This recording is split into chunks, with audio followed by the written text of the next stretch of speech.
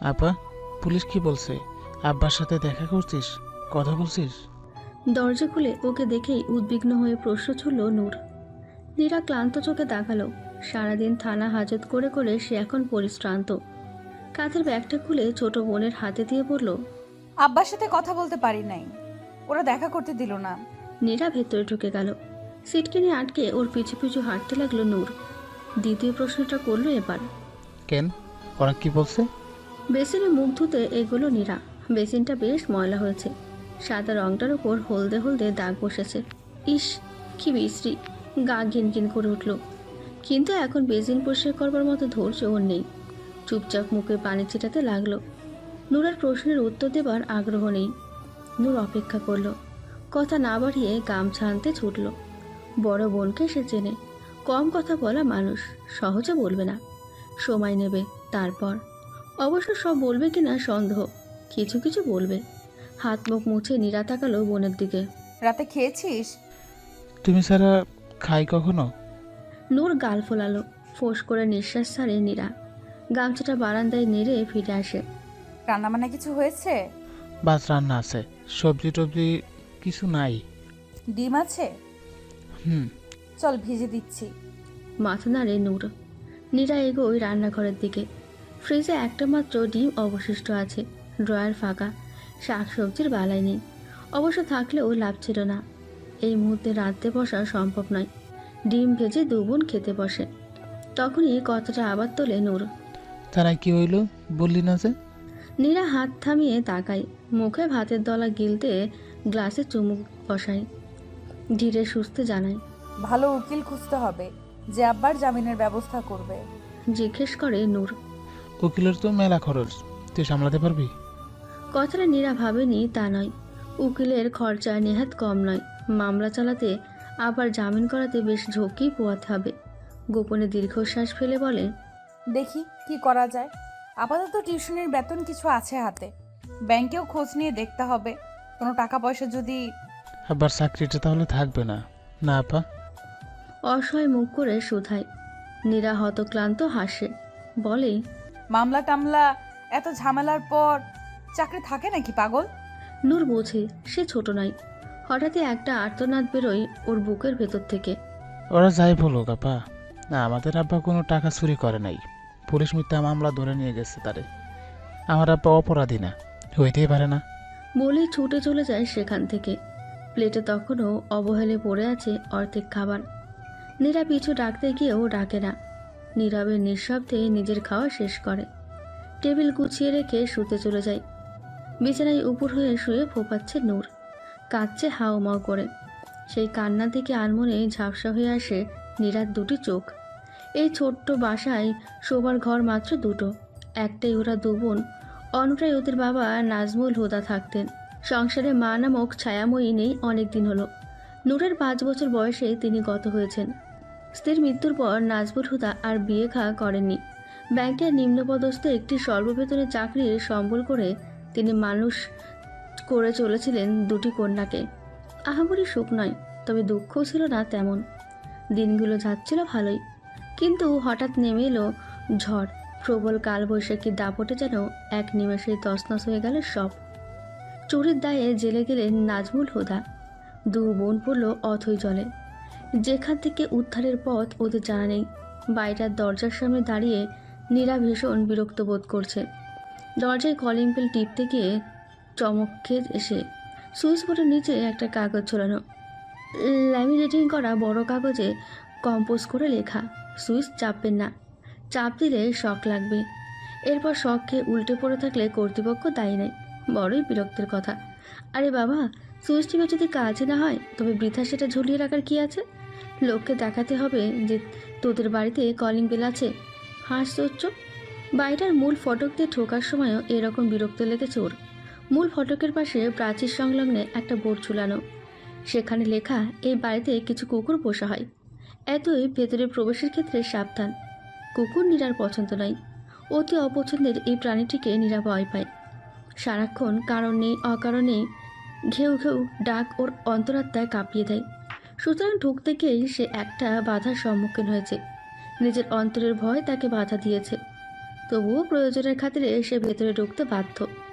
জীবনে কখনো কখনো প্রয়োজনটা এত বেশি গুরুত্বপূর্ণ যে আবেগের দাম তখন আর থাকে না। নীরার প্রয়োজনের কাছেও এখন ভয় নামক আবেগ মূল্যহীন। দোতলার বারান্দায় একটা কংক্রিটের ওপর বাড়ির নাম খোদাই করা হয়েছে রঙ্গন নিলয়। নামটা বেশ চমৎকার। নীরার এই নামটা ভীষণ পছন্দ হয়েছে, কিন্তু নাম ছাড়া বাড়ির অন্য কিছুই তার পছন্দ হয়নি। না বাড়িটার চেহারার জন্য নয়, বেশ বড়ই আছে বাড়িটা। দোতলা ধরনের সুন্দর আভিজাত্যপূর্ণ বাড়ি, কিন্তু বেশ পুরনো। বাড়ির প্রাচীরে সবুজের শ্যাওলা ধরা, তারপর লতানো পাতাবাহারের গাছ। অদ্ভুত রহস্যময় একটা বাড়ি, কোলাহলহীন, আশ্চর্য নীরবতায় ঘেরা। বাড়ির ভিতর ঢুকেছে অবধি এখনো পর্যন্ত কোনো কুকুর তার চোখে পড়েনি, অথচ দারোয়ান লোকটাও ওকে সাবধান বাণী শুনিয়েছে। আপা, আস্তে ধীরে যায়েন। বাড়িতে 3খানা কুত্তা আছে, বিদেশি কুত্তা। অপরিচিত লোকরে দেখলে কামড় দেয়। সেই থেকে ভয় ওকে জেঁকে ধরেছিল। ভীতু ভীতু দুধের চোখে দরজায় কড়া নাড়ালো নীরা। কিছুক্ষণ বাদে শুনতে পাওয়া গেল, কেডায়? আন্দাজ করেছিল ভেতর থেকে সুমিষ্ট রমণীর কণ্ঠস্বর শুনতে পাওয়া যাবে, কিন্তু তার পরিবর্তে একটা কম বয়সী মেয়েলি কণ্ঠ কাট কেটে গলায় প্রশ্ন করল। নীরা ইতস্তত করে বলল, দরজাটা একটু খুলুন, প্রয়োজন ছিল। কি প্রয়োজন জলদিই বলেন, না বললে দৌড় খুলুম না। নীরা ভারী বিপাকে পড়ল। এভাবে দরজার বাইরে দাঁড়িয়ে পরিচয় দেওয়া যায় নাকি? একটু বিরক্ত, একটু বিব্রত হয়ে বলল, আসলে আমাকে পড়াতে আসতে বলা হয়েছিল এখানে। কি কি কইলেন? দরজা খোলার শব্দ হলো। একটি কম বয়সী মেয়ে দরজা ধরে দাঁড়িয়ে, পরনে সালোয়ার কামিজ, মাথায় চূড়ো করে খোপা বাঁধা, ঘামে ভেজা মুখে রাজ্যের বিরক্তি। নীরাকে আপাদমস্তক পর্যবেক্ষণ করে বলল, নাম কি আপনার?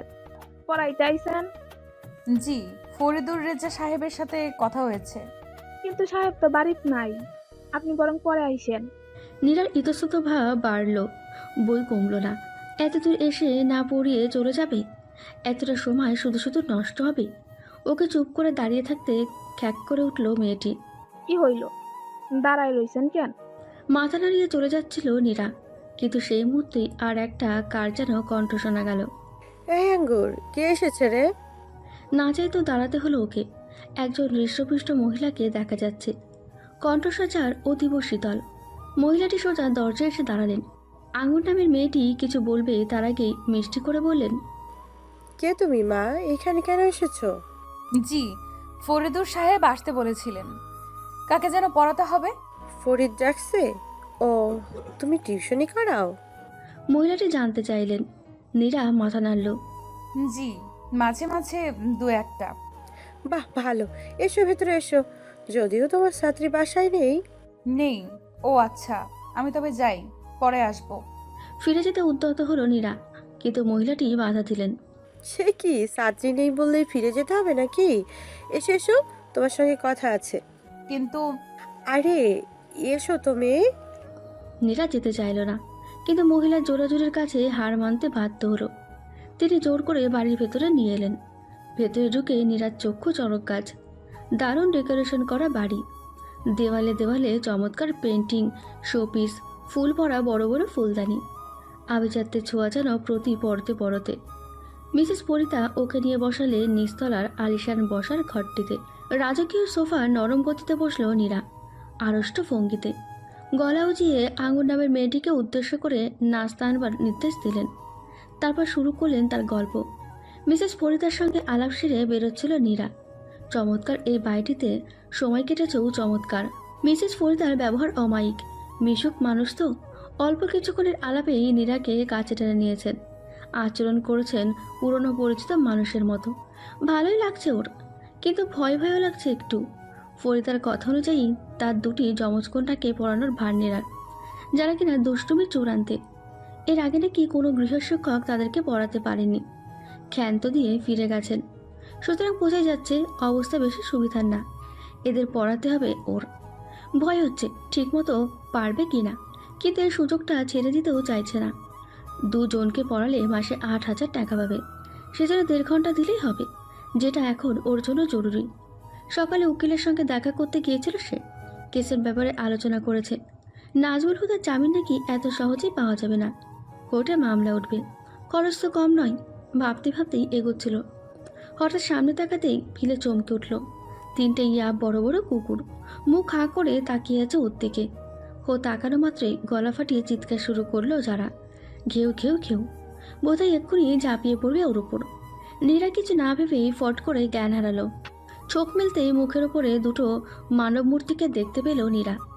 একই রকম চেহারা দুজন কিশোরী ঝুঁকে পড়েছে ওর ওপর। নীরার জ্ঞান ফিরেছে বুঝতে পেরে সরে গেল ওরা। হাত ধরে টেনে নিয়ে তুলল ওকে। সোজা হয়ে বসতেই টের পেল ঘরের আরও 3 জোড়া কৌতূহলী চক্ষু তার উপরেই নিবদ্ধ। অস্বস্তিতে গাঁট হয়ে রইল নীরা। কি বলবে ভেবে পেল না। আচ্ছা, সে এমন বেক্কেলের মতো ঠাস করে জ্ঞান হারালো কেন? মিসেস ফরিদা সামনে বসেছিলেন। ওকে উঠতে দেখে ব্যস্ত হয়ে পড়লেন। কি ব্যাপার মা, তুমি তখন পড়ে গেলে কেন? কি হয়েছিল? আসলে শরীর খারাপ ছিল তোমার? এরকম অবস্থায় বাইরে বেরোনো কি ঠিক? যদি গেটে না হয়ে রাস্তায় মাথা ঘুরে? না না, শরীর খারাপ নয় আসলে। অনেক হাতরেও আসল কথাটা কওয়া হলো না আর। তার আগেই বাস থেকে যমজ কন্যা দুটির একজন ফট করে বলে বসলেন। আরে মামুনি, উনি তো কুকুর দেখে ভয় পেয়েছিলেন। দেখলে না, ন্যানি আর টিউ যেই চেঁচিয়ে উঠলো উনি অমনি উল্টে পড়লেন। মেয়েটা হাসতে লাগলো দাঁত বের করে।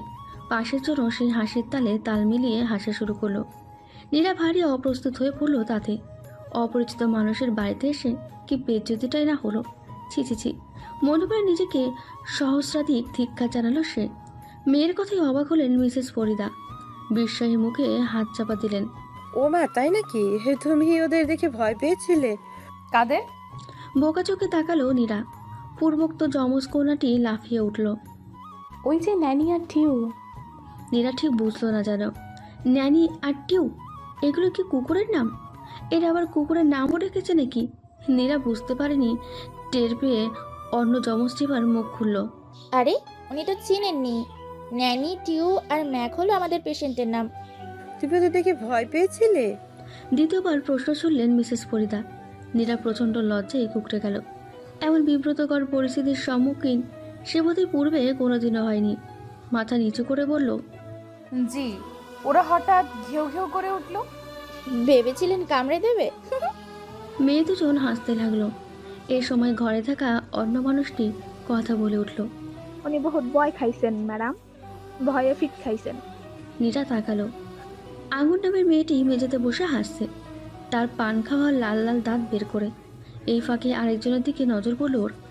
একজন যুবা পুরুষ ঘরের দরজা সংলগ্ন সিঙ্গেল সোফাটায় বসে আছেন। অভিব্যক্তিহীন শান্ত চোখ দুটি ওর ওপরেই নিবদ্ধ। নীরার এবার আরও খারাপ লাগলো। এতগুলো মানুষের সামনে সে এমন নাকাল হলো। ওদের হাসাহাসি পর্বে বাদ সেধে ধমকে উঠলেন মিসেস ফরিদা। এসব কি হচ্ছে টুইটুম্পা? এরকম দাঁত বের করে হাসছিস কেন তোরা? আর আঙ্গুর, তোরাই বা কি মতি? অসুস্থ মেয়েটার জল খাবারের ব্যবস্থা না করে এখানে বসে দাঁত কেলাচ্ছিস? যা বলছি, কমলার রস করে আন। টুই এবং টুম্পা দুই চমচ কন্যা মুখ বন্ধ করলো। আঙুরও হাসি থামিয়ে উঠে দাঁড়ালো। মিসেস ফরিদা রাগ করে ঘর থেকে বেরোতে যাচ্ছিলেন। মেয়েদের কর্মকাণ্ডে তিনি বেশ বিরক্ত। এসব কি? অপরিচিত মানুষের সামনে ধমক দেওয়ার অপমানিত বোধ করলো আঙুর। একটা ভেঙচি কাটলো কর্তির অগোচরে, কিন্তু অগোচর রইল না তা। দু বোনের একজন কথা বলে উঠল। মামনি, দেখো দেখো, আঙুর তোমাকে ভেঙচি কাটলো। সঙ্গে সঙ্গেই ফিরে তাকালেন তিনি তীক্ষ্ণ চোখে। আঙুর দাঁত দিয়ে জিভ কাটল। সিসি আপা, কি মিশা কথা কন? আমি বেংসি কেমনে কাটুম? আমি কি বেকামুখী? আমার মুখে তো বেংসি আসেই না। এমন মিথ্যাচারে অবাক হয়ে গেল মেয়েটি। ইস, মিথ্যা বলছো কেন? আমি দেখলাম না। খুব দেখছেন। দেখেছি তো। হজর বড় এদের কৃত্য দেখে চোখ বড় বড় করে তাকালো নীরা। তার বাড়িতে এরকম কাণ্ড হয় না কখনো। কাজের মেয়ে আর বাড়ির মেয়ে এমন কোমর পেতে ঝগড়া হয় না। অবশ্য হবেই বা কী করে? তাদের বাড়িতে তো এই মানুষগুলি নেই। ঝগড়া বন্ধ হলো মিসেস ফরিদার চিৎকারে। এই চুপ! এক মুহূর্তে সব থেমে গেল। দুই বিবাদী মুখ কালো করে রইল। নীরার জন্য কমলার রস আনতে পাঠিয়ে দিলেন আঙুরকে। এবার যাবার সময় সে প্রকাশ্যেই ভেঙচি কেটে গেল তার প্রতিপক্ষকে। মেয়েটি তেলে বেগুনে জ্বলে উঠতে গিয়েই মায়ের রক্তচক্ষুর পানে চেয়ে দমে গেল। মুখ গজ করে বসে থাকলো। একটু পর ধূপধাপ পা ফেলে বেরিয়ে গেল ঘর ছেড়ে। সঙ্গে তার চমচ বোনটিও। নীরা চেয়ে দেখল সিঙ্গেল সোফাটায় বসে থাকা পুরুষটি আর নেই। কোন ফাঁকে যে চলে গেছেন। ঘর ফাঁকা হয়ে গেলে নীরার পাশে এসে বসলেন মিসেস ফরিদা। আন্তরিক গলায় বললেন, বাড়ির মানুষগুলো এক একটা সার্কাস, বুঝলে? তুমি কিছু মনে করো না যেন, ওরাই এমনই। না না, কিছু মনে করিনি। নীরা হাসলেন মহিলাও। ওর কপালে হাত ছুঁয়ে বললেন, তোমার তো জ্বর আছে একটু, তুমি এমন শরীরে কেন বের হয়েছিলে বলো তো? কাজটা কি ঠিক হয়েছে? পথে কিছু হয়ে গেলে? ও জ্বরে কিছু হয়নি, আসলে তখন কুকুর তিনটিকে দেখে। কুকুর দেখে কেউ ভয় পায়? ওরা তো পোষা। বোকা মেয়ে। মিষ্টি করে হাসলেন তিনি। তারপর শুরু করলেন তার গল্প। নিচু স্বরে সুন্দর করে গুছিয়ে গুছিয়ে কথা বলতে লাগলেন। নিজের গল্প করলেন, মেয়েদের গল্প করলেন, নীরার খোঁজ খবরও নিলেন। তার এমন আন্তরিক ভঙ্গি থেকে দারুণ ভালো লাগলো নীরার। বহুদিন পর এমন মাতৃ স্নেহা কাউকে পেয়ে তার আনন্দ লাগছিল, মনটা ফুরফুরে হচ্ছিল। ইস, মায়েরা বুঝি এমন হয়। অ্যাডভোকেট শাহজাহান আলী টেবিলের ওপর নেম প্লেটটায় একবার চোখ বুলিয়ে নিল নীরা। সে এখন শহরের নামকরা একজন উকিলের চেম্বারে বসে আছে। ঘরে আপাতত উকিল সাহেব নেই, তিনি গেছেন কোনো কাজে। আধ ঘন্টা আগে তার অ্যাসিস্ট্যান্ট নীরাকে বসিয়ে রেখে গেছে। অ্যাডভোকেট সাহেব এলেন আরও আধা ঘন্টা পর। লোকটিকে নীরা প্রথমে চিনতে পারেনি। বয়স 50-এর বেশি, স্বাস্থ্যসম্মত ভুঁড়িওয়ালা একজন মানুষ। সিগারেট ফুঁকতে ফুঁকতে ঘরে ঢুকে ওকে দেখলেন। ভ্রু উঁচিয়ে বললেন, আপনি? জি, অ্যাডভোকেট শাহজাহান আলী। নীরা চেয়ার ছেড়ে উঠে দাঁড়ালো। লোকটির কুঞ্চিত ভ্রুজোড়া সোজা হলো না। বললেন, আমি শাহজাহান। আসসালামু আলাইকুম, আমি নাহিয়ান নীরা, আপনার অ্যাসিস্ট্যান্ট। সালামের জবাব দেওয়ার প্রয়োজন বোধ করলেন না বোধহয়।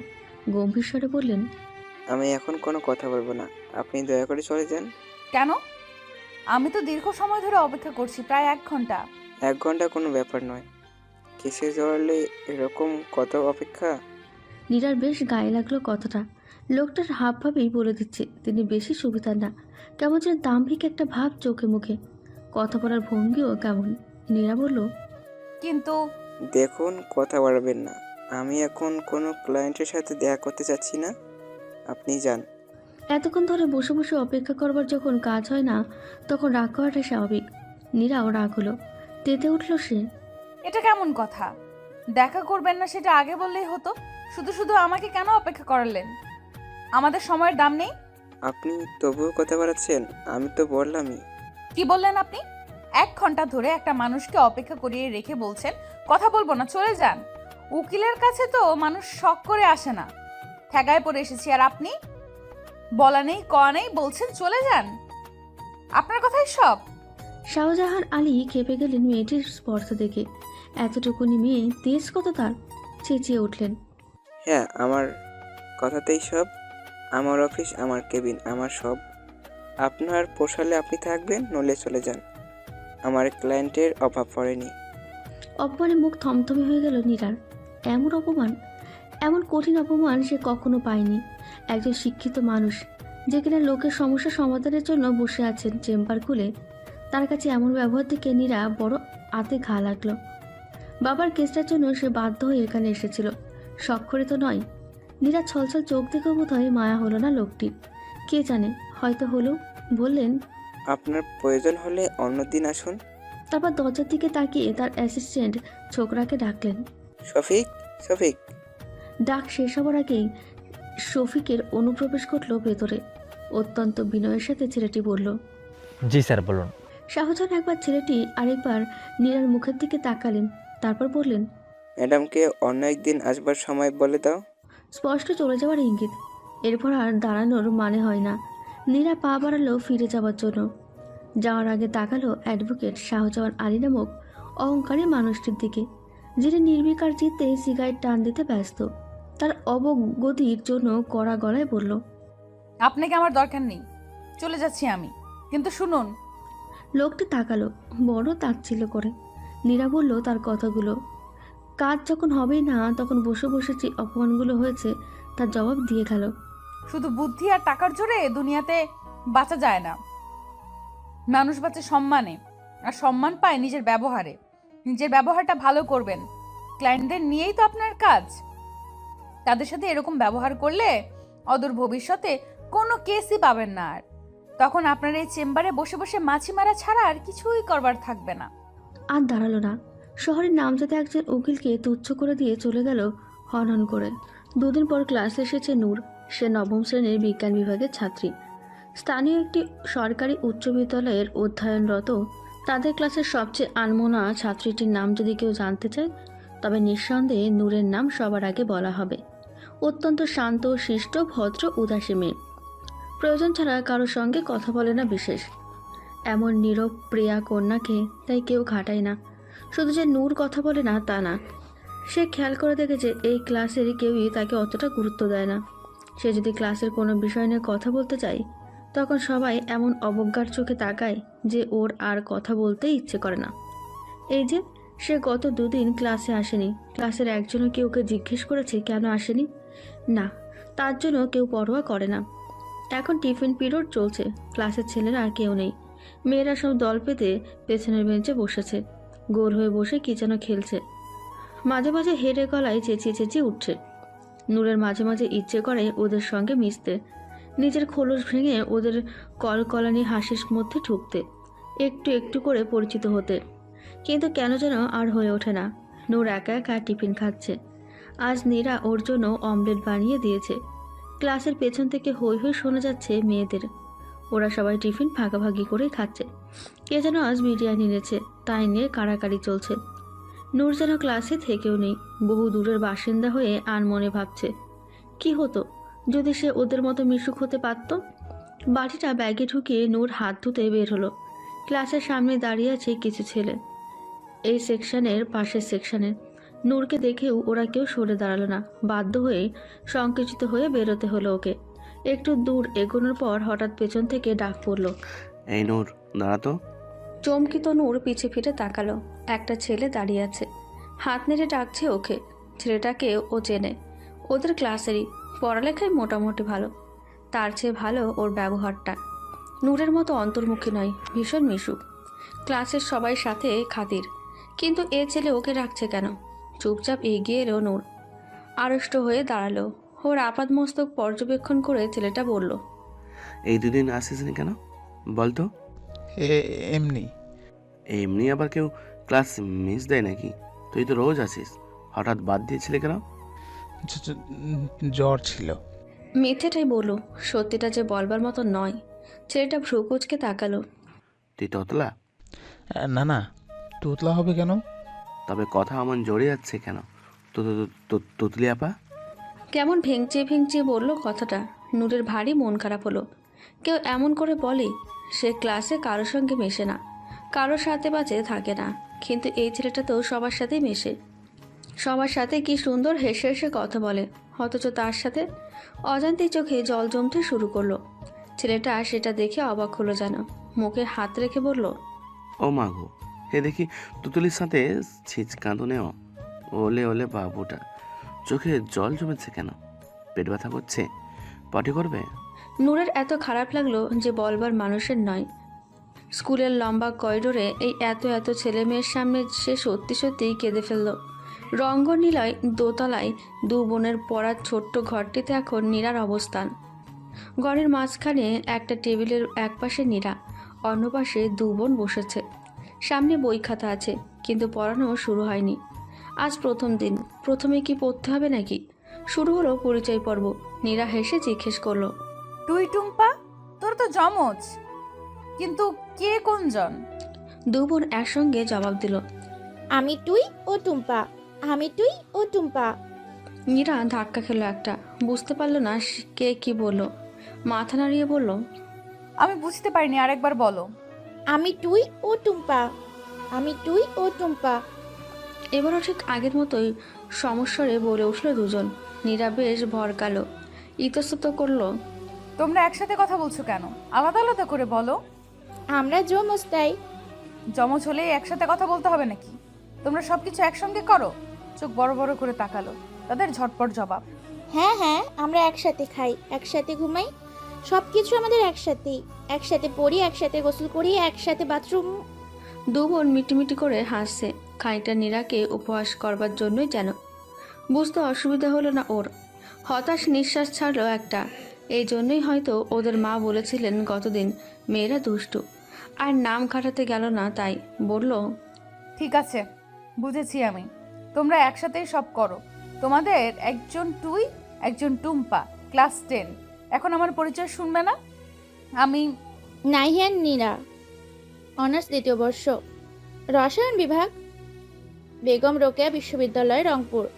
Facebook account Nirabati. Relationship status single. বাসা কেরানীপাড়া, নাসিরাবাদ মসজিদের পশ্চিম পার্শ্বে। এই হয়েছে, আর বলতে হবে না, থামো। নীরা চেঁচিয়ে উঠল। মেয়ে দুটো তো দেখি ওর পুরো গোষ্ঠীর ইতিহাস বের করে এনেছে। আমরা আরও অনেক কিছুই জানি। টুই অথবা টুম্পা, যে কোনো একজনের কণ্ঠ শোনা গেল।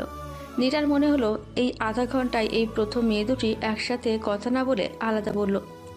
নীরা মনে মনে ভেঙচি কাটল, জেনে একেবারে দাদার মুখ উজ্জ্বল করে ফেলছে।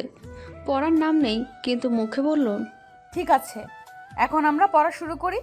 কেমিস্ট্রি বইটা বের করো, চ্যাপ্টার 3। সামনে থাকা বইয়ের স্তূপ থেকে গোলাপি কভারের রসায়ন বইটা বের করে আনলো, কিন্তু এক পৃষ্ঠা উল্টাতেই মেয়ে দুটো হাত উঁচিয়ে বলল, 1 মিনিট, আমাদের একটা কথা আছে। কি? আপনি বই বন্ধ করুন, কথা শেষ বই খুলবেন। অগত্যা বই বন্ধ করতে হলো। নীরা সরাসরি তাকালো ওদের দিকে। দুজনে হাসি হাসি মুখ করে বসে আছে। একজন মুখ খুলল, আমি টুই। এর আগে আপনার মতো অনেক টিচার আমাদের পড়াতে এসেছিল, কিন্তু অনেকেই পড়াতে পারেনি। কেন? কারণ আমরা তাদের কাছে একটা শর্ত দিয়ে রাখি, যে যে শর্ত পূরণ করে তাদের কাছে আমরা পড়তে রাজি হই। মানে? ভ্রু কুচকে তাকালো নীরা। এদের হাব ভাব কিছুতেই ভালো লাগছে না। মেয়ে মানুষ এত দুষ্টু হয়? কই, তার বোন নূর, সে তো এমন নয়। অপর কন্যা মানে বুঝলো। আপনি আমাদের পড়াবেন, সেই জন্য আপনার জন্য বাবা মাসে মাসে 8,000 টাকা গুনবেন, আপনার সম্মানী। কিন্তু আমরা যে আপনার কাছে পড়বো, তার বেলা আমরা কি পাবো? কি চাও তোমরা? বেশি না, মাসে মাসে 1,000 দিলেই হবে। তুই 500, আমি 500। উদাস হয়ে বলল। নীরা বোকা বনে গেল। একটু আগেই না বললে তুমি টুই ও টুম্পা? কই, আমি তো টুম্পা, ও তুই। এখন বলুন, শর্তে রাজি কিনা? স্পষ্ট বোঝা গেল এরা ওকে বিভ্রান্ত করতে চায়। কথা বাড়ল না আর, রাজি হয়ে গেল। এমনই এই টিউশনে যে 8,000 টাকা ওর পাবার কথা, সেটা অন্যান্য থেকে বেশি। সে সর্বোচ্চ 6,000 পেয়েছিল আগে। সেই হিসেবে এদের 1,000 টাকা দিয়ে দিলেও এখানে 7,000 টাকা ওর নিজের অবশিষ্ট থাকবে। অঙ্কটা কম নয়। আর নীরার এখনকার পরিস্থিতি বিবেচনা করলে টাকাটা ওরও খুব প্রয়োজন। এই দুই দোষী মেয়েকে পড়াতে না পারলে তাই ভালোই ক্ষতির মুখে পড়তে হবে। বলল, ঠিক আছে, রাজি। উত্তর শুনে হাঁ হয়ে গেল ওদের মুখ। দু বোন প্রায় চেঁচিয়ে উঠল। সত্যি? হ্যাঁ সত্যি, বই খুলো এবার। আর বাধা দেওয়ার উপায় নেই। প্রাথমিক আঘাতকে নীরা বেশ ভালো মতোই প্রতিহত করেছে। এতে টুই টুম্পা রণে ভঙ্গ দিল, কিন্তু চিরতরে নয়, সাময়িক কালের জন্য। নীরাকে তাড়াবার তীব্র ইচ্ছাটা তখনও যায়নি। ওদের ফাটা বেলুনের মতো চুষে যাওয়া মুখের দিকে তাকিয়ে নীরা মনে মনে বলল, আমিও দেখব তোমরা কি করে আমাকে তাড়াও। পড়ানো শেষ হলো অবশেষে। যমজ কন্যাদ্বয় আসলেই খুব দুষ্টু। পড়ানোর পুরো 1.5 ঘন্টা যাবৎ এরা বহুবার চেষ্টা করেছে নীরাকে উত্ত্যক্ত করবার, কিন্তু ভাগ্যের জোরে টিকে গেছে নীরা। হাসি মুখে সব কিছু মেনে নিয়েছে সে। মাথা নিচু করে হাঁটার অভ্যাস নীরার বহুদিনের। একাকী নারী, একা পথে হাঁটে। চারপাশে দেখবার প্রয়োজন বোধ করে না তেমন। শুধু রাস্তাটুকু দেখে হেঁটে চলে নির্বিঘ্নে। আজও স্বভাব মতো বেরোচ্ছিল নীরা। দোতলার সিঁড়ি পার হচ্ছিল মাঝপথে। হঠাৎ চোখ তুলতে দেখা হয়ে গেল অপরিচিত একটু মানুষের সঙ্গে। চোখ মেলতেই যেন গতদিনে সেই ষষ্ঠব্য যুবা পুরুষটির মুখোমুখি হলো। লোকটি সিঁড়ির গোড়ায় ছিলেন, দোতলায় ওঠবার জন্য পা বাড়িয়েছিলেন। নীরা ভেবে পেল না কি করবে। যে কোনো একজনের উচিত দাঁড়িয়ে যাওয়া, অন্যজনকে সুযোগ দেওয়া, কিন্তু সে তো সিঁড়ির মাঝপথে রয়েছে, কি করে দাঁড়াবে? অথচ এদিকে লোকটি এগোচ্ছে তার মতো। নীরার দিকে যেন কোনো ভ্রুক্ষেপ নেই। ইতস্তত করে পা বাড়িয়েছিল নীরা, কিন্তু বিধিবাম পা হড়কে পড়তে গিয়েও পড়ল না। তার আগেই অসাধারণ দক্ষতায় একটি বলিষ্ঠ হাত এসে ধরে ফেলল তাকে। শক্তপোক্ত কঠোর হাতের বাঁধনে আটকে গেছে তার পেলাবো কোমরটি। অপ্রত্যাশিত এই ঘটনায় বিস্ময়ে চোখ বড় বড় করে তাকালো নীরা।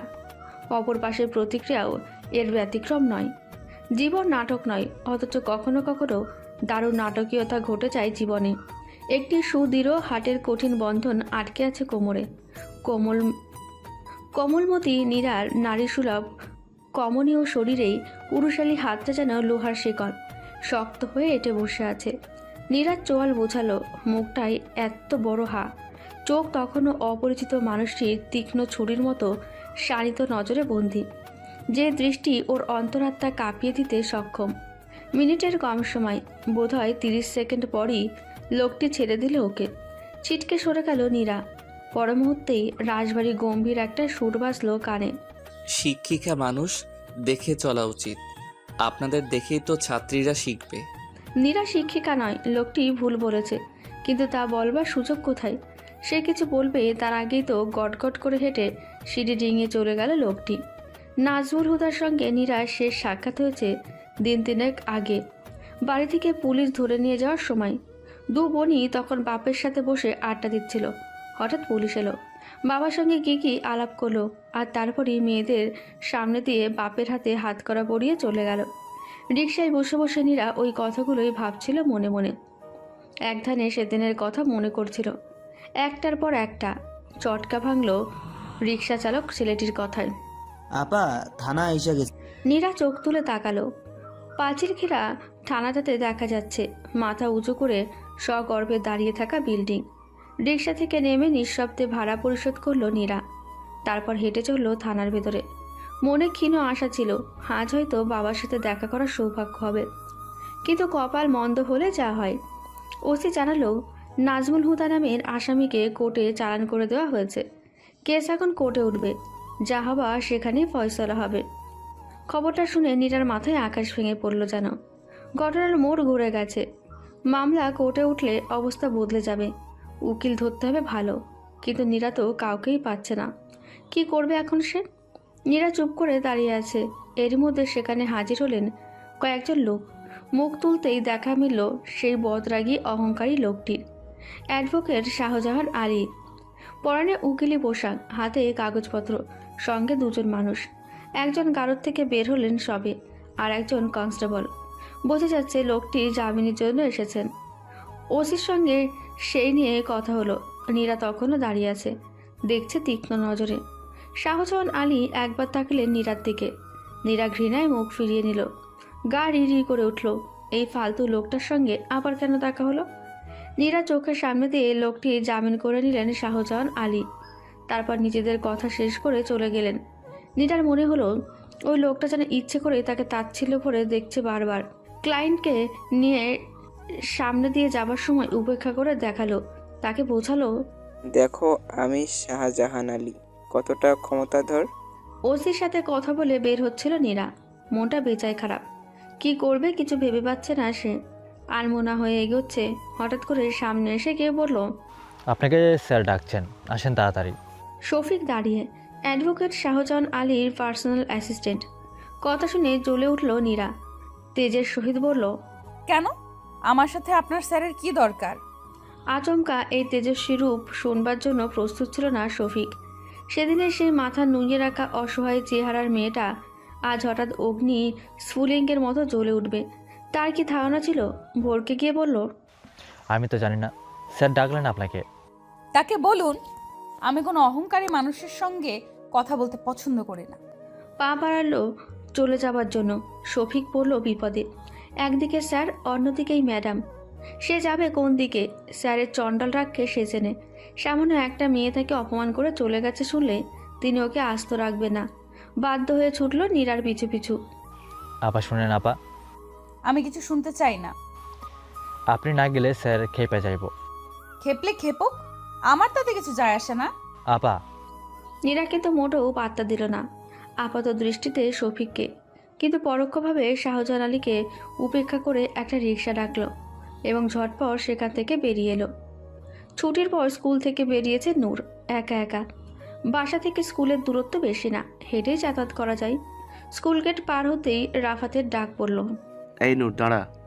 এক পলকের জন্য মাথা ঘুরিয়ে তাকালো নূর। বদ ছেলেটা দাঁড়িয়ে আছে দেখতে পেয়ে ফির মুখ ঘোরালো, হাঁটতে শুরু করলো গটগট করে। নূরের এমন অবজ্ঞা দেখে ভারী রাগ হলো রাফাতের। বলতার মতো ভো করে এসে টেনে ধরল ওর ব্যাগ। তুই আমাকে দেখেও পাত্তা দিচ্ছিস না যে বড়? খুব ডেমাগ তোর না? ব্যাগ ছাড়ো আমার, বাড়ি যাব। রাফাতের হাত থেকে নিস্তারের জন্য বলল নূর। গতদিন রাফাতের ওই ব্যবহার দেখে সে আর নিজেকে সামলাতে পারেনি, কান্না পেয়েছিল। তাই নিয়ে সবাই মজা উড়িয়েছিল ওর, কিন্তু নূর কিছু বলতে পারেনি, খুব করে কেঁদেছিল একা বসে। আজ আবার রাফাত কেন এসেছে? বাড়ি যাওয়ার এত তাড়া কেন তোর? বাড়ি গিয়ে কাঁদতে বসবি নাকি আবার? তোর যা ছিচ কাঁদনের স্বভাব। নাক সিটকে পড়ল রাফাত। নূরের চোখ ছলছল করতে লাগলো, বলল, আমি কাঁদলে তোমার কি? সত্যি কাঁদবি? চোখ বড় বড় করে তাকালো, যেটা খুব অবাক হয়েছে। তারপরে হঠাৎই ছেলে মানুষের বায়নার সুর তুলল। আমার না কান্না দেখতে খুব ভালো লাগে। তুই তো কাঁদবি, এখন কাঁদ না, আমি একটু দেখি। তুমুল বিদ্রুপ। নূরের এমন খারাপ লাগলো, ছেলেটা ওকে পেয়েছে কি যখন তখন যেখানে সেখানে ওকে অপমান করে, এমন কেন সে? এর মধ্যে রাফাত আরেকবার বলল, এই নূর, একটু কাঁদ না, তোর কান্নাটা একটু দেখি। হঠাৎ খুব রাগ লাগলো নূরের। টান দিয়ে ওর হাত থেকে নিজের ব্যাগটা ছুটিয়ে নিয়ে বলল, অন্যকে না কাঁদিয়ে নিজে গিয়ে কাঁদ, দেখ কেমন লাগে, বেয়াদব ছেলে। নূর চলে গেল ওকে হতভম্ব করে দিয়ে। রাগে ফুঁসতে লাগলো রাফাত। তুই আমাকে বেয়াদব বললি? ছিমছাম ঘর, সুন্দর সাজানো গোছানো। ড্রেসিং টেবিলের সামনে ল্যাপটপ নিয়ে বসে আছে ফারদিন। দীর্ঘক্ষণ ধরে কাজ করে করে সে এখন ক্লান্ত। মাত্রই চোখ বুজে এসেছিল, ঢলে পড়ছিল চেয়ারে। হঠাৎ কানের কাছে বিকট একটা চিৎকার দিয়ে উঠল কেউ। ভাইয়া! পেলে চমকে উঠল ফারদিনের। হুড়মুড় করে উঠে বসতেই কানে বাজলো খিলখিলানো হাসির ঝঙ্কার। ফিরে তাকালো অপরাধিনীর দিকে। তারা একজন নয়, দুজন। তার দুই যমজ বোন দুই টুম্পা দাঁড়িয়ে আছে ওর দুপাশে, হাসি হাসির মুখে নিজেদের উজ্জ্বল দন্ত প্রদর্শন করছে। চেহারায় দুষ্টুমির রেশ লেপটে। দুজন একসঙ্গে বলল, ভয় পেয়েছিলে? ফারদিন কপট রাগ করে তাকালো। এমন করে কেউ? এক্ষুনি তো আমার হার্ট অ্যাটাক হয়ে যাচ্ছিল। ধুর, এ আর এমন কি? বড় ভাইয়ের গলা জড়িয়ে ধরল টুই। টুম্পা চুপ করে টেবিলের ওপর বসে পড়ল। ফারদিন চেঁচিয়ে উঠল প্রায়, এই আমার ল্যাপটপ ফেলে দিবি নাকি? কিন্তু তার কথায় পাত্তা দিলে তো? ওরা যে থোড়াই কেয়ার করে। দু বোন নিজেদের মতো বকবক শুরু করে দিল। এ কথা সে কথা, কত কথা জমে আছে ওদের পেটে। ভাইকে পেয়ে সব যেন উগরে দিচ্ছে একেবারে। অধিকাংশ গল্পই ওদের নতুন হোম টিউটারকে ঘিরে। মিস এমন, মিস তেমন, হ্যান ত্যান। ফারদিন সেসবের কিছুই যেন শুনল না। সে শুধু মুগ্ধ হয়ে চেয়ে রইল তার দুষ্টু বোন দুটির দিকে। সে জানে এরা চূড়ান্ত পাজি, ঘোরতর অপরাধী। রোজ রোজ প্রচুর নালিশ আসে এদের নামে। মা বাবা প্রায়ই রেগে গিয়ে ওদের শাস্তি দেন, কিন্তু ওরা পাল্টায় না, একই রকম কাজ কারবার করে। ফারদিন কখনোই ওদের সঙ্গে রাগ করতে পারে না, অপরাধ করলেও না।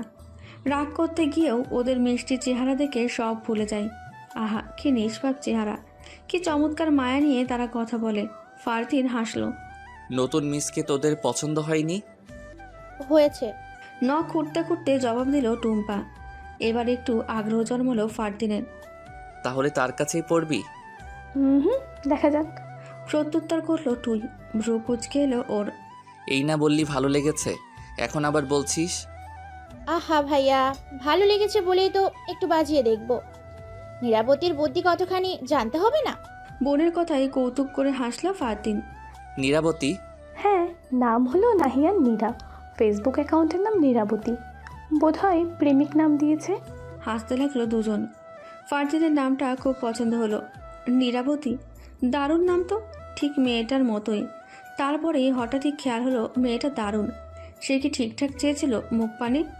দেখেছিল তার গরদ? না, মিশেছিল তার সঙ্গে অঙ্গাঙ্গিভাবে। সকালে স্কুল এসেছে নূর। 4 তলার শেষ মাথায় তাদের ক্লাস। সিঁড়ি উঠে সবে করিডোরে পা রেখেছে। কোত্থেকে এসে মুখের সামনে হাজির হলো রাফাত। নূরের পিলে চমকে উঠল, ভয়ের তো কণ্ঠে বলল, তুমি? তুতুলি আপা ভয় পাইছে নাকি? হ্যাঁ বলেই হু হা করে হাসতে লাগলো। গা কাঁপানো দাম্ভিক অট্ট হাসি। নূর আশেপাশে তাকিয়ে বলল, ভয় দেখাচ্ছ কেন? আমি তোমার কি ক্ষতি করেছি? তুই আমাকে বেয়াদব বলছিস কেন সেদিন? আমি বেয়াদব? হাসি থামিয়ে প্রশ্ন করলো। চোখ জ্বলে উঠল মুহূর্তেই। রাগ ঝিলিক দিয়ে গেল চাহনিতে। নূর মাথা নিচু করে বলল, তুমি তো সেদিন বেয়াদবি করেছিলে, আমি তো এমনি এমনি বলিনি। বটে, তো আমি কি বেয়াদব করছিলাম? তোকে কাঁদতে বলেছি তাই? তুই তো একটা ছিঁচ কাঁদনে, তোকে কাঁদতে বললে কি ক্ষতি? তুমি কিন্তু এখনো বেয়াদবি করছো। রাগ করে তাকালো নূর, যদিও তাকে রাগান্বিত মনে হলো না। এ জাতীয় শান্ত মেয়েদের রাগ ঠিক বোঝা যায় না। এরা নদীর শীতল স্রোতের মতো বয়ে যায়, রাগটাও মিশে থাকে। শুধু নিদারুণ অসহায়তায় টলটল করে ওঠে নদীর জলের মতন। রাফাত হাসল হঠাৎ। আচ্ছা তাই নাকি? তাহলে আরেকটু বেয়াদবি করি। তো তো তোতলি আপা। বলেই নূরের বেনি ধরে এক হ্যাচকা টান মেরে দিল দৌড়। নূর হতভম্ব হয়ে তাকালো। চোখের কার্নিশ পূর্ণ হলো টলটলে অশ্রুকণায়।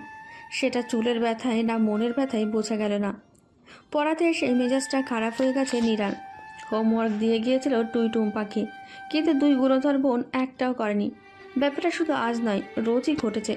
নীরা প্রতিদিন বাড়ির কাজ দিয়ে যায়, কিন্তু এই মেয়ে দুটো একদিনও খাতা দেখায় না। রোজই বাহানা বানায় নতুন নতুন।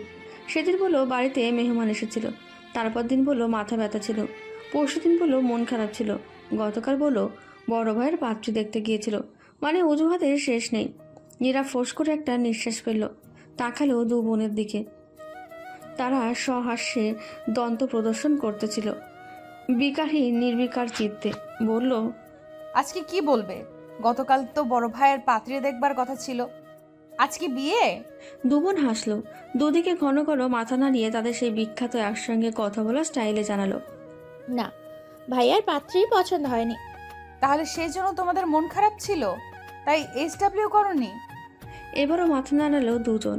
নীরার বিরক্ত লাগলো, কেঁপে উঠতেও দেরি হলো না। তবে বলছো না কেন, কি হয়েছিল? মিসের পেট ব্যথা ছিল। একজন জবাব দিল, তুই অথবা টুম্পা। নীরা জানে না সে কে। এরা দু বোন কখনো তার কাছে স্বীকার করে না কে কোনজন। এইমাত্র একটা নাম বলে পরক্ষণেই পাল্টে ফেলতে দেরি হয় না। এতে ওদের আইডেন্টি খুঁজবার ব্যর্থ চেষ্টা চালায় না নীরা। উত্তরটা শুনে একটুও বিশ্বাস হলো না ওর। তক্ত কণ্ঠে বলল, তা পেট ব্যথা কি দুজনেরই ছিল? যমজ বলে এটাও একসাথে হয়? না না, ব্যথা ছিল আমার, টুম্পার কিছুই হয়নি। তাহলে তোমার খাতা কই? বাড়ির কাজ করনি যে? টুম্পার দিকে তাকালো। টুম্পা তখন বোনের দিকে চেয়ে চোখ পাকাতে ব্যস্ত। মিসের কথায় এদিকে ফিরল, তড়িঘড়ি করে অজুহাত দেখিয়ে দিল। আরে মিস, কি যে বলেন? যেখানে আমার বোন অসুস্থ সেখানে আমি কি পড়তে বসতে পারি? এমন অমানবিক কাজ কি আমাকে মানায় বলুন? ঘটনার এই পর্যায়ে রাগে তিতিবিরক্ত নীরা মনে মনে অত্যন্ত জঘন্য একটি গালি দিতে বাধ্য হলো। এরপর ওর দিকে চেয়ে বলল, না, মানায় না। হোমওয়ার্ক না করে অতি চমৎকার কাজ করেছো টুম্পা, তোমার মানবিকতায় যাতে মুগ্ধ। টুম্পা যেন লজ্জা পেল, হাত দিয়ে মুখ ঢাকবার ভনিতা করে বলল, জাতিকে মুগ্ধ হতে হবে না মিস, যার মুগ্ধ হবার কথা তার হলেই চলবে। নীরা হতভম্ব হয়ে গেল। মানে কি, এই বিচ্ছু মেয়ে দুটো প্রেমও করে নাকি? বিস্ময় নিয়ে বলল, তোমাদের প্রেমের অভ্যাস আছে নাকি? ছি ছি, কি বলেন? প্রেমের অভ্যাস থেকে নাকি? থাকে তো ভালোবাসার অভ্যাস। দুজনেই হাসতে লাগলো। 23 বছর বয়সী তরুণী নীরার তখন দুনিয়া টলে উঠল। আজ জীবনের এত বসন্ত পেরিয়েও যখন সে প্রেমের ধারে কাছেও ঘেঁচতে পারল না, তখন এই হাঁটুর বয়সী মেয়ে দুটো সর্বনাশ। কোনো মতে শুধালো, ফ্যামিলি জানে? মাথা নাড়ালো লাজুক ভঙ্গিতে। বলল, সবাই না, শুধু ভাইয়া জানে। কিছু বলেনি? না, কি বলবে? বিস্ময়ে আকাশ ছিল। এদের বড় ভাই নামক মানুষটিকে নিয়ে বড় সন্দেহ হলো। কেমন মানুষ তিনি, যে ছোট ছোট বোন দুটির প্রেমের খবর যেন কিছু বলে না? এরকম দায়িত্বহীন হয় কেউ? ওর ভাবনার মাঝেই পড়ার ঘরে প্রবেশ করলো আঙুর বিবি, হাতে নাস্তার ট্রে নিয়ে। হরেক রকমের বাহারি খাদ্য সামগ্রী দিয়ে সজ্জিত ট্রে। কথা নেই বার্তা নেই, সেগুলো এনে নামিয়ে দিল টেবিলের মাঝখানে, বই খাতার ওপরে। নীরা আটকে উঠল তাতে। এই করো কি বইয়ের উপর? আঙুর বিবি তাতে পাত্তা দিল না। সে নিজের মতো বলল, আরে ম্যাডাম, কিছু হয় নাই, খায়াল অন্ত আম্মা পাঠাইছে। এগুলোর দরকার নেই এখন। এ সময় খেতে গেলে অনেক সময় নষ্ট হয়ে যাবে, পরে আনবে। বলার চেষ্টা করে নীরা, কিন্তু তার আগেই যমজ কন্যাদয় লাফিয়ে উঠল। কেন নিয়ে যাবে মিস? আমাদের ভীষণ খিদে পেয়েছে। পড়তে পড়তে হাঁপিয়ে গেছি তো, একটু দম নিব না? সায় দিল আঙ্গুর বিবিও। হ, ঠিক কথা। আপাগো খিদা লাগছে না? লন তো লন, আগে খাওয়া সারেন। মাস্টার ম্যাডাম, আপনিও নেন। বলতে কেউ আর বলা হয় না। টুই টুম্পার ঘোর আপত্তিতে আর টেকে না কিছু। অগত্যা পড়া বন্ধ করে খাবারে মন দিতে হয়। দু বোন সানন্দে খেয়ে যাচ্ছে, হাসে খিলখিল করে। এখন সব ঠিকঠাক, অথচ পড়তে গেলে যত বাহানা। মেয়ে দুটো এমন ফাঁকিবাজ কেন? মাধ্যমিক পরীক্ষা দরজায় করা নাচ্ছে, অথচ তাদের কোনো হেলদোলি নেই। উফ, ক্লান্ত শ্বাস ছাড়ল নীরা। না, এদের নিয়ে আর পারা যায় না। ইদানিং নতুন একটা যন্ত্রণা শুরু হয়েছে নূরের। যন্ত্রণার নাম রাফাত। এই ছেলের কারণ নেই অকারণেই যেখানে সেখানে ওকে জ্বালাতন করে, হিজিবিজি কথা বলে, বকাটে ছেলেদের মতো উত্তক্ত করবার চেষ্টা চালায়। অথচ রাফাত ছেলেটা সেরকম নয়, ক্লাসের সবচেয়ে ভালো ছেলে, স্যারেদের প্রিয় মুখ, অধিকাংশের সঙ্গে সখ্যতা, দারুণ খাতির। সেখানে নূরের মতো একটা উদাস অমনোযোগী মেয়ের সঙ্গে তার এত শত্রুতা কিসের? নূর ভেবে পায় না কিছুতেই। নির্জন দুপুর, মাথার ওপর কড়া রোদ সূর্যের, যার তেজে ছাড়খাড় দুনিয়া। এই তপ্ত রোদকে মাথায় নিয়ে ছুটির পর একা একা হেঁটে বাড়ি ফিরছিল নূর। যদিও সে একাই হাঁটছে, কিন্তু সে জানে সে আদৌ একা নয়। পেছন পেছন আসছে একজন, তাকে ফলো করাই যার কাজ। ব্যক্তিটি আর কেউ নয়, রাফাত। হাঁটতে হাঁটতে একবার দাঁড়ায় নূর, মাথা ঘুরিয়ে পিছে তাকায়।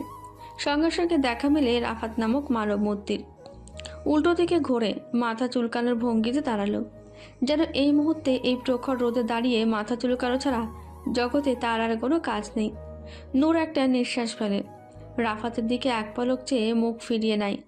হাঁটা শুরু করে কিছু না বলেই, কারণ জানে কিছু বলেও লাভ নেই। রাফাত তাকে জব্দ করবার একটি সুযোগও হাতছাড়া করবে না। হাঁটতে হাঁটতে সেদিনের কথা মনে পড়ে যায় নূরের, যেদিন প্রথম সেই মুখের ওপর রাফাতকে বেয়াদব বলে সম্বোধন করে, তার ঠিক পরের দিন। সেদিনের পর রাফাত তাকে আরও বহুবার জ্বালিয়েছে। যখনই দেখা পেয়েছে বেনি ধরে দিয়েছে টান। নূর ব্যথায় কুকড়ে উঠলে মেতে উঠছে অট্ট হাসিতে, যেন নূরকে জ্বালিয়ে কত আনন্দ, কত হর্ষ। একসময় বাড়ি চলে আসে নূর। রাফাত কিন্তু তখনও পিছু ছাড়ে না। মোড়ের চায়ের দোকানটায় বসে এই ভর দুপুরে চায়ের অর্ডার দিয়ে নূরকে শুনিয়ে শুনিয়ে দোকানিকে বলে, আপনাদের এলাকায় একটা তুতলি মেয়ে আছে জানেন? গরুর ল্যাচের মতো ইয়া লম্বা বেনি করে। সেই বেনিতে থাকে জুপজুপে তেল। লেখাপড়ায় মন নেই, বোধ হয় সংসারে মন দিবে। নূর দাঁড়ায় না, পাশ কাটিয়ে ঢুকে যায় গলিতে। রাফাত আনমনে হাসে। এই মেয়েটাকে তক্ত করে এত সুখ। একটা চিঠি এসেছে নূরের কাছে, না ডাকযোগে নয়, বরং বই মারফতে। সেটা কেমন বলছি। সন্ধ্যা স্কুলের বই খাতা নিয়ে পড়তে বসেছিল নূর, তখনই ইংরেজি বইটার ফাঁক থেকে বেরিয়ে এলো কাগজটি। ভাঁজ করা ছোট্ট কাগজ, খুলতেই চোখে পড়ল গোটা গোটা অক্ষরে লেখা, এই তুতলি, কেমন আছিস রে? ইদানিং তোর খুব ভাব হয়েছে। আমাকে দেখে ও যেন পাত্তা দিস না। আগে তো ভয় পেতিস, আমি কিছু বললেই ভয়ে সেঁধিয়ে যেতিস। ভ্যাঁ ভ্যাঁ করে কেঁদে নাকের জলে চোখের জলে কাণ্ড করতিস। এখন কি হয়েছে রে? কথা বলিস না কেন? দেখলে এমন একটা ভাব করিস যেন আমি মানুষই নই। আবার মুখোমুখি হলে চটাং চটাং জবাব দিস। সাহস বেড়েছে না তোর? সাহস আমি এমন করে গুঁড়িয়ে দেবো যে রাফাত। নূর শ্বাস ফেলল। রাফাত ছেলেটাকে সে বুঝতে পারে না। সে কেন এরকম ঢং শুরু করেছে তা বোঝা যাচ্ছে না। সে স্পষ্ট করে কিছু বলে না, শুধু নূরকে যন্ত্রণা দেয়। চিঠিটা টুকরো টুকরো করে ছিঁড়ল নূর, তারপর সেই টুকরোগুলো নিয়ে গিয়ে জানলা দিয়ে ছুঁড়ে ফেলল। এক মুহূর্তেই নিশ্চিহ্ন হয়ে গেল রাফাত নামক ছেলেটির সমস্ত হুমকি। অ্যাডভোকেট শাহজাহান আলী চেম্বারে বসে আছে নীরা। অ্যাডভোকেট সাহেব সামনেই বসা, সিগারেট টানছেন নিশ্চিন্তে। মাঝে মাঝে আর চোখে তাকাচ্ছেন ওর দিকে। ক্ষণিকের জন্য তার তীক্ষ্ণ নজর আপাতমস্তক পর্যবেক্ষণ করছে নীরাকে, কিন্তু নীরাও নির্বিকার। সে মনে মনে যথেষ্ট বিরক্ত হলেও বাইরে তা প্রকাশ করছে না। পূর্ববর্তী করোনার সূত্র ধরে বলা যায়, শাহজাহান আলীর চেম্বারে নীরাকে আর কোনোদিনই দেখতে পাওয়ার কথা নয়। সে যথেষ্ট আত্মমর্যাদা বোধ সম্পন্ন মেয়ে। একবার যখন একটি মানুষের কাছে অপমানিত হয়েছে, তখন ঘুরে ফিরে ওই লোকটার কাছে আসা তার মানায় না। আর নীরার মতো মধ্যবিত্ত পরিবারের মেয়েরা নিজের সম্মানকে নিজের জীবনের চেয়ে বেশি ভাবে। এটা তার জন্য অবশ্যই অবমাননাকার। কিন্তু নীরা এসেছে অ্যাডভোকেট শাহজাহান আলীর ব্যক্তিগত কর্মচারী শফিকের জন্য এসেছে। এই ছেলে গতদিন তার কাছে এসে অনেক অনেক কথা বলেছে, অনুরোধ করে টেনে এনেছে ওকে। নীরা যদিও গো ধরেছিল কিছুতেই সে যাবে না, কিন্তু শেষ অবধি শফিকের যুক্তির কাছে হার মানতে হয়েছে। শফিকের ভাষ্যমতে তাছাড়া অনেক ক্ষমতাবান পুরুষ, টাকা পয়সা আছে, ওপর মহলে অনেক পরিচিত লোকও আছে। এখন এমনি বিপদ আছে, বাপ আটকে জেলে, ছোট বোনকে নিয়ে একলা থাকে। এমন সময় তার সঙ্গে নীরা টক্কর দিতে যাওয়া ঠিক হবে না। নীরা কথাগুলো শুনেছে, বুঝেছে বাস্তবিকই সে কোনো ঝামেলায় জড়াতে চায় না। সে শুধু চায় তার বাবার মুক্তি। দীর্ঘ একটা সময় নিয়ে সিগারেটটা শেষ করলেন শাহজাহান আলী। তারপর রিভলিং চেয়ার ঘুরিয়ে ফিরলেন নীরার দিকে। কৃত্রিম গাম্ভীর্যের সাথে বললেন, তারপর নাহিয়ান নীরা কেমন আছেন? ভালো। কুশল জিজ্ঞেস করলেন, পাল্টা প্রশ্ন করা ভদ্রতা। নীরা সে ভদ্রতার ধার না ধরে কাটকাট ভাষায় উত্তর দিল। চেয়ে রইল অ্যাডভোকেট সাহেবের দৃষ্টির সমান্তরালে। অ্যাডভোকেট সাহেব এবার হাসলেন, রহস্যের চাদরে নিজেকে মুড়িয়ে বললেন, আপনাকে এখানে কেন ডেকেছি জানেন? আমি অন্তর্যামী নই, তাই আপনার কি দুরভিসন্ধি তা আমার জানবার কথা নয়। ঘর কাঁপিয়ে হাসতে লাগলেন শাহজাহান। হাসির দমকে দুলতে দুলতেই বললেন, বাহ, তেজ তো খুব ভালোই, আই এম ইমপ্রেসড। সে কথা জবাব না দিয়ে নীরা বলল, কি বলতে ডেকেছেন সেটা বললে উপকৃত হব। অযথা নষ্ট করার মতো সময় আমার নেই। অবশ্যই অবশ্যই, আমার হাতেও অডেল সময় নেই, আমার ক্লায়েন্টরা বসে আছে। মুখ কুঁচকে বসে রইল নীরা। টেবিলের ওপরে একটা গোল পেপার ওয়েট, সেটা হাতে নিয়ে ঘোরাতে ঘোরাতে শাহজাহান আলী প্রসঙ্গটা তুললেন। নাজমুল হুদা ব্যাংকে চাকরি করতেন, সম্প্রতি একটি কেসে ফেঁসে গেছেন। অভিযোগ আছে ব্যাংক থেকে অনেক টাকা সরিয়ে নিয়েছে একদল দুষ্কৃতিকারী। নাজমুল হুদার সঙ্গে তাদের গভীর যোগসূত্র আছে। এই মুহূর্তে তিনি পুলিশি হেফাজতে আছেন। আপনি সেই নাজমুল হুদার কন্যা? তো আমাকে বলুন, ঘটনা কি সত্য মিস নাহিয়ান নীরা? সরু চোখে তাকায় নীরা। অপমানের বুকের ভেতর রক্ত ঝলসে ওঠে। সে নিশ্চয়ই জানে তার বাবাকে। সে কোনোদিন এমন কিছু করতে পারে না, অথচ সে জানলে কী হবে? পুরো দুনিয়া এই বলেছে যে তার বাবা একজন চোর। সে চুরির দায়ে অভিযুক্ত। কষ্টে চোখ ফেটে জল গড়াতে চায়, কিন্তু তাকে আটকাতে গেলে চোখটা শুধু জ্বালা করে।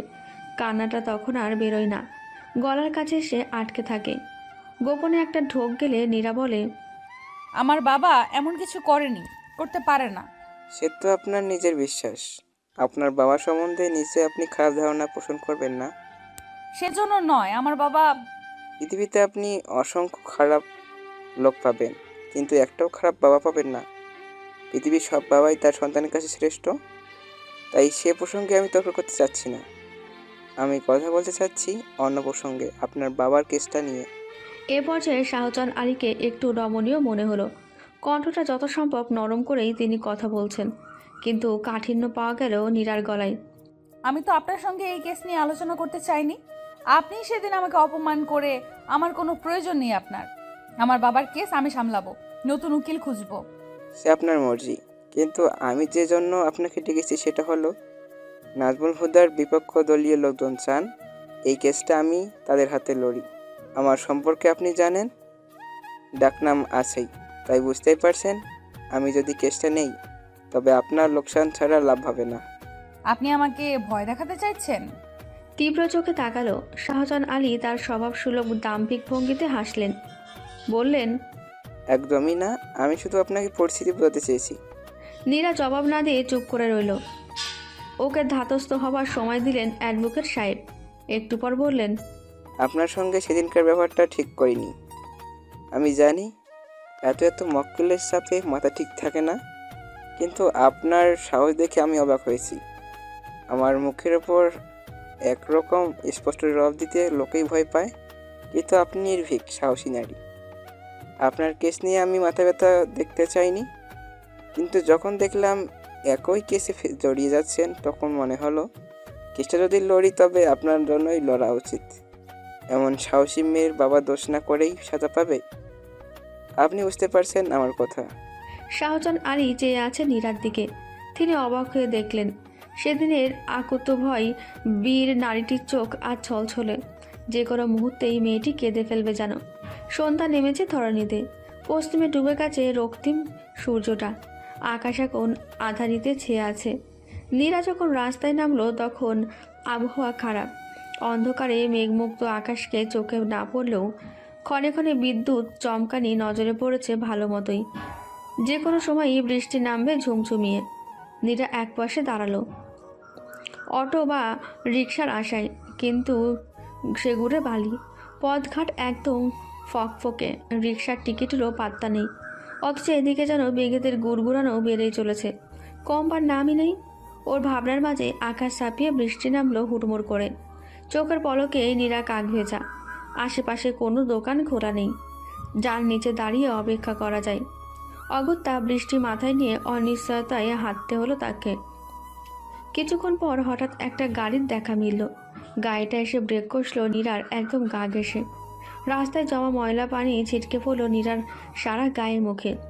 রাগে তরাক করে লাফিয়ে উঠল নীরা। গা চিরবির করতে করতে কিছু একটা বলতে যাবে, তার আগে ড্রাইভিং সিটের কাঁচ নামালো কেউ। দৃশ্যমান হলো একটি পরিচিত মুখ, টুইটুম্পার বড় ভাই। সেদিনে দেখা সেই ষষ্ঠব পুরুষ। লোকটি পরিচিত মানুষের গলায় হাত নেড়ে ডাকলেন, উঠে আসুন মিস। নীরা অবাক হয়ে তাকালো। লোকটি তার পরিচিত নয় মোটেও। মুখটা পরিচিত শুধু, আর কিছুই জানা নেই। তার প্রস্তাবে কি রাজি হওয়া যায়? ওকে চুপ করে থাকতে আবারও ডাকলো ফারদিন। বৃষ্টিতে দাঁড়াবেন না মিস, ভিজে গেছেন তো, তাড়াতাড়ি গাড়িতে উঠুন। নীরা দোনমনায় ভুগল। আজকালকার যুগে কাউকে বিশ্বাস করতে নেই, তার মধ্যে সে একা নারী। কত কিছুই তো হতে পারে। রাস্তায় পানি জমতে শুরু করেছে। যে ঘোর বৃষ্টি নেমেছে তাতে গাড়ি চলাচল বন্ধ হতে দেরি নেই। আর একটু হলেই গাড়ি সহ ফারদিন আটকা পড়ে যাবে, তাই তাড়া দিয়ে উঠল। এখন এত ভাবার সময় নেই, রাস্তায় পানি জমে যাচ্ছে, একটু পর আমি আর যেতে পারবো না। আপনি কি আসবেন না? কিন্তু নীরাকে রাজি হতে হলো। প্রকৃতির অবস্থা খুবই টালমাটাল। এই বৃষ্টিতে একা রাস্তায় ভিজে ভিজে অন্য কোনো বিপদে পড়বার চেয়ে স্বল্প পরিচিত এই লোকটিকে বিশ্বাস তো করাই যায়। যদিও এই লোকটির কাছে সে কতটুকু নিরাপদ সে জানে না, কিন্তু তারপরও বিশ্বাস না হয় করলো। কারণ পৃথিবীতে বিশ্বাস আছে বলেই আজও মানুষ ভালো আছে। এগিয়ে এসে ডোর খুলে দিল ফারদিন।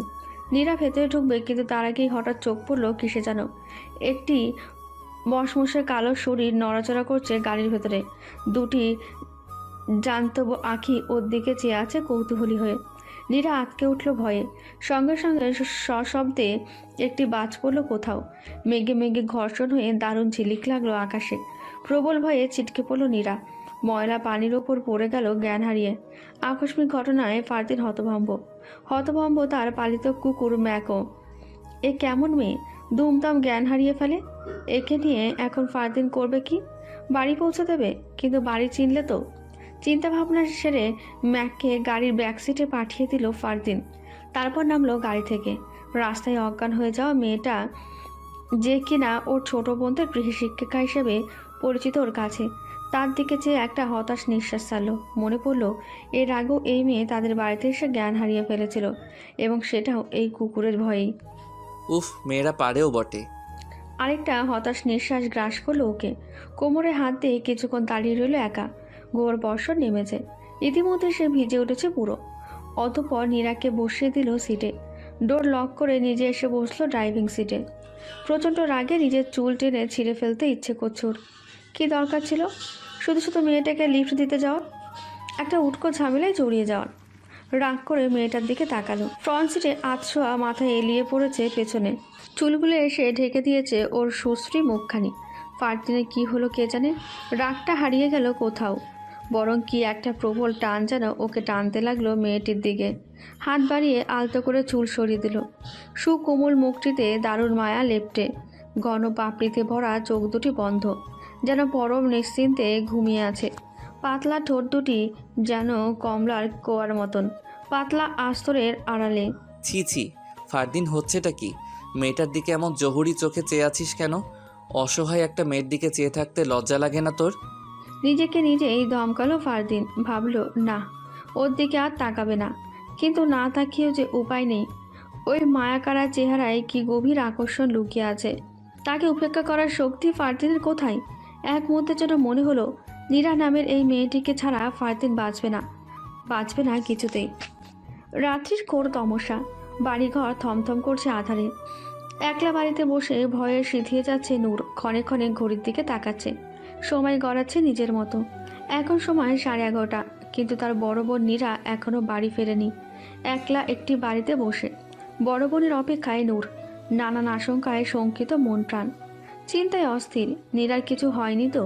সে তো রোজ 8টার মধ্যেই ফিরে আসে বাড়িতে, কিন্তু আজ এতক্ষণ পেরিয়ে যাবার পরও না চাইতেও হাজারো কুচিন্তা ভর করছে। অশনির সংকেতের দামামা বাজাচ্ছে বুকের ভেতরে। দুশ্চিন্তার পকোড়া ছিঁড়ে খাচ্ছে ওকে। যদি নীরা আপার কিছু হয়ে যায়, কোনো বিপদে পড়ে যায়, নূর জানে না এখন কি করবে, কি করা উচিত। এই মুহূর্তে নিজেকে বড্ড অসহায় লাগছে। মহান আল্লাহ তাআলার দরবারে দোয়া করা ছাড়া আর যে কিছুই করবার নেই ওর। রঙ্গন নিলয়, সকাল 8টা। একটা নরম তোষক পাতা চমৎকার সজ্জায় শায়িত নীরা। গা যেন অর্ধেকটাই ডুবে আছে বিছানার গদিতে। সারা শরীরে আলস্য, চোখের পাতায় ভার। ঘুম ভেঙেছে বহু আগে, কিন্তু নিদারুণ ক্লান্তিতে চোখ মেলতে সায় দিচ্ছে না মন।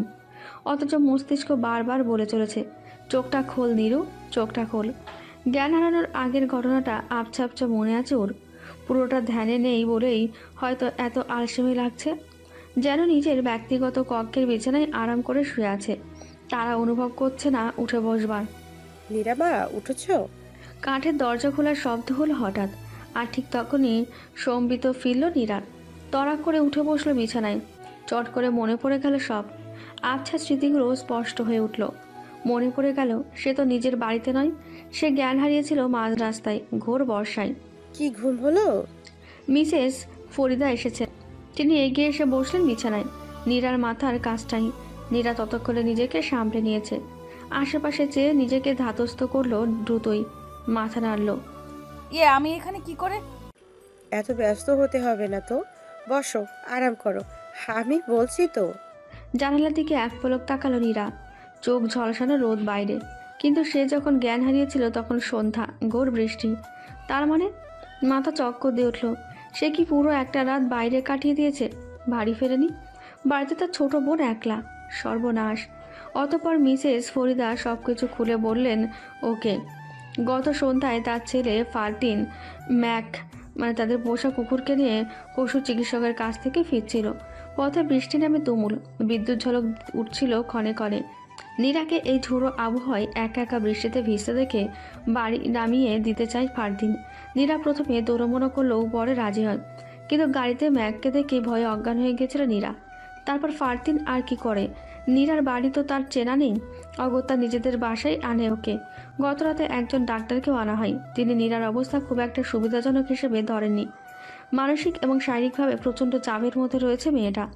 সেই প্রসঙ্গ টেনে মিসেস ফরিদা বললেন, তোমার কি হয়েছে মা, বলো তো? শরীর এত দুর্বল কেন? এত দুশ্চিন্তায় বা কিসের? কি সুন্দর ফুটফুটে মেয়ে তুমি, এই বয়সে এত প্রেশার নিলে হয়? লজ্জায় মাথা কাটা যাচ্ছে নীরার। ছি ছি ছি, সে এতটা দুর্বল কি করে হতে পারে?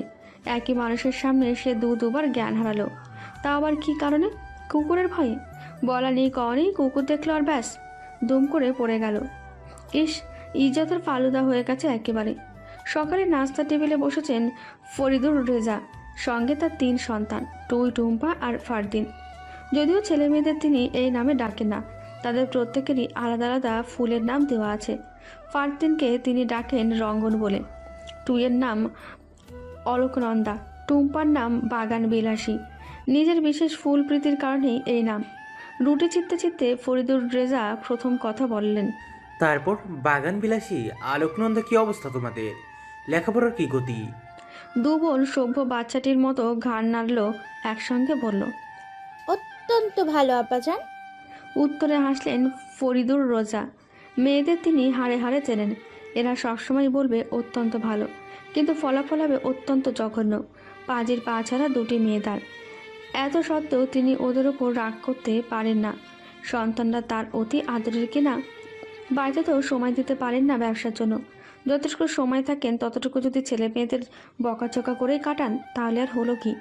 সাবধান করে বললেন, সামনে কিন্তু মাধ্যমিক পরীক্ষা, মনে রেখো সেটা। সে কি আর ভুলতে দিচ্ছ?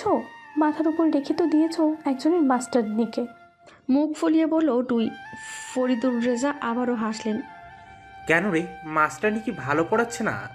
ওরা কিছু বলবে তার আগে ফারদিন বলল, ভালো না পড়ালে ওরা এই কথা বলতো? নিশ্চয়ই চাপের মুখে রাখছে। মেয়ে দুটো তো তোমার বদের হাড্ডি। ভাইয়া তুই আমাদের সুনাম করবি না তো? খামোখা নাম। সঙ্গে সঙ্গে প্রতিবাদী দল সোচ্চার হয়ে উঠল। ফারদিন মুচকে এসে মাথা নাড়ল। কিছু বললামই না তাতেই বলিস দুর্নাম? কিছু বললে যে। ভাইয়া। এতএব থামতে হলো। এর মধ্যে দোতলা থেকে নামতে দেখা গেল মিসেস ফরিদাকে। নীরাকে সঙ্গে নিয়ে তিনি আসছেন, হাত ধরে আস্তে ধীরে নামছেন। হঠাৎ সেদিকে চোখ পড়ায় দৃশ্যটা দেখতে পেল ফারদিন। দৃষ্টি আটকে গেল, প্রাণ আনছান করে উঠল মুহূর্তেই। ওই শান্ত মুখ, ধীর চলন বুকের গভীরে আঘাত করলো যেন। প্রশান্ত হৃদমাচারে প্রেমের মাতন উঠল, তোলপাড় শুরু হলো। ওই নারীতে যে তার সর্বনাশ লেখা। নীরাকে নাস্তার টেবিলে এনে বসালেন মিসেস ফরিদা। ভালো করে যত্ন আত্তি করলেন। মিসকে দেখে কথার কই ফুটলো যমজ কন্যাদের। এটা ওটা বলতে লাগলো ওরা। ফরিদুর রেজা সাহেবের সঙ্গেও টুকটাক কথা হলো। মেয়েদের পড়ালেখা বিষয়ে তো আলাপ হলোই। সঙ্গে শিক্ষিকা মহাশয় নিজের শারীরিক অবস্থার দিকেও নজর দিতে বললেন ফরিদুর রেজা। এই বয়সে অত অনিয়ম করলে চলবে না, বুঝছো? নিয়মিত খাওয়া দাওয়া করবে, ব্যায়াম করবে। দুর্বলতা তখন ফুরুত করে কোথাও পালাবে, টেরও পাবে না। নীরা চুপ করে শুনে গেল শুধু। শর্মে প্রাণ যায় যায়। কি একটা বেজ্জতি কাণ্ড ঘটিয়েছে সে। ইস! খাওয়া শেষে ফরিদুর রেজা বললেন, তুমি একা যেতে পারবে তো? দাঁড়াও, রঙ্গনকে বলে দিচ্ছি, ও অফিসে যাওয়ার আগে তোমাকে নামিয়ে দেবে। কথাটা শুনে এক পলক নীরার দিকে তাকালো ফারদিন। মন ব্যাঙাচি লাফিয়ে উঠল হঠাৎ। হৃৎপিণ্ডের লাভডুব শুরু হলো। আবারও এই নারীর সান্নিধ্যে থাকতে হবে। এত কাছে গেলে ফারদিন প্রাণ নিয়ে বাঁচবে তো? কিন্তু নীরা ইতস্তত করলো। না না, আমি যেতে পারবো। কিন্তু তার কথা আর পাত্তা দিল না কেউ।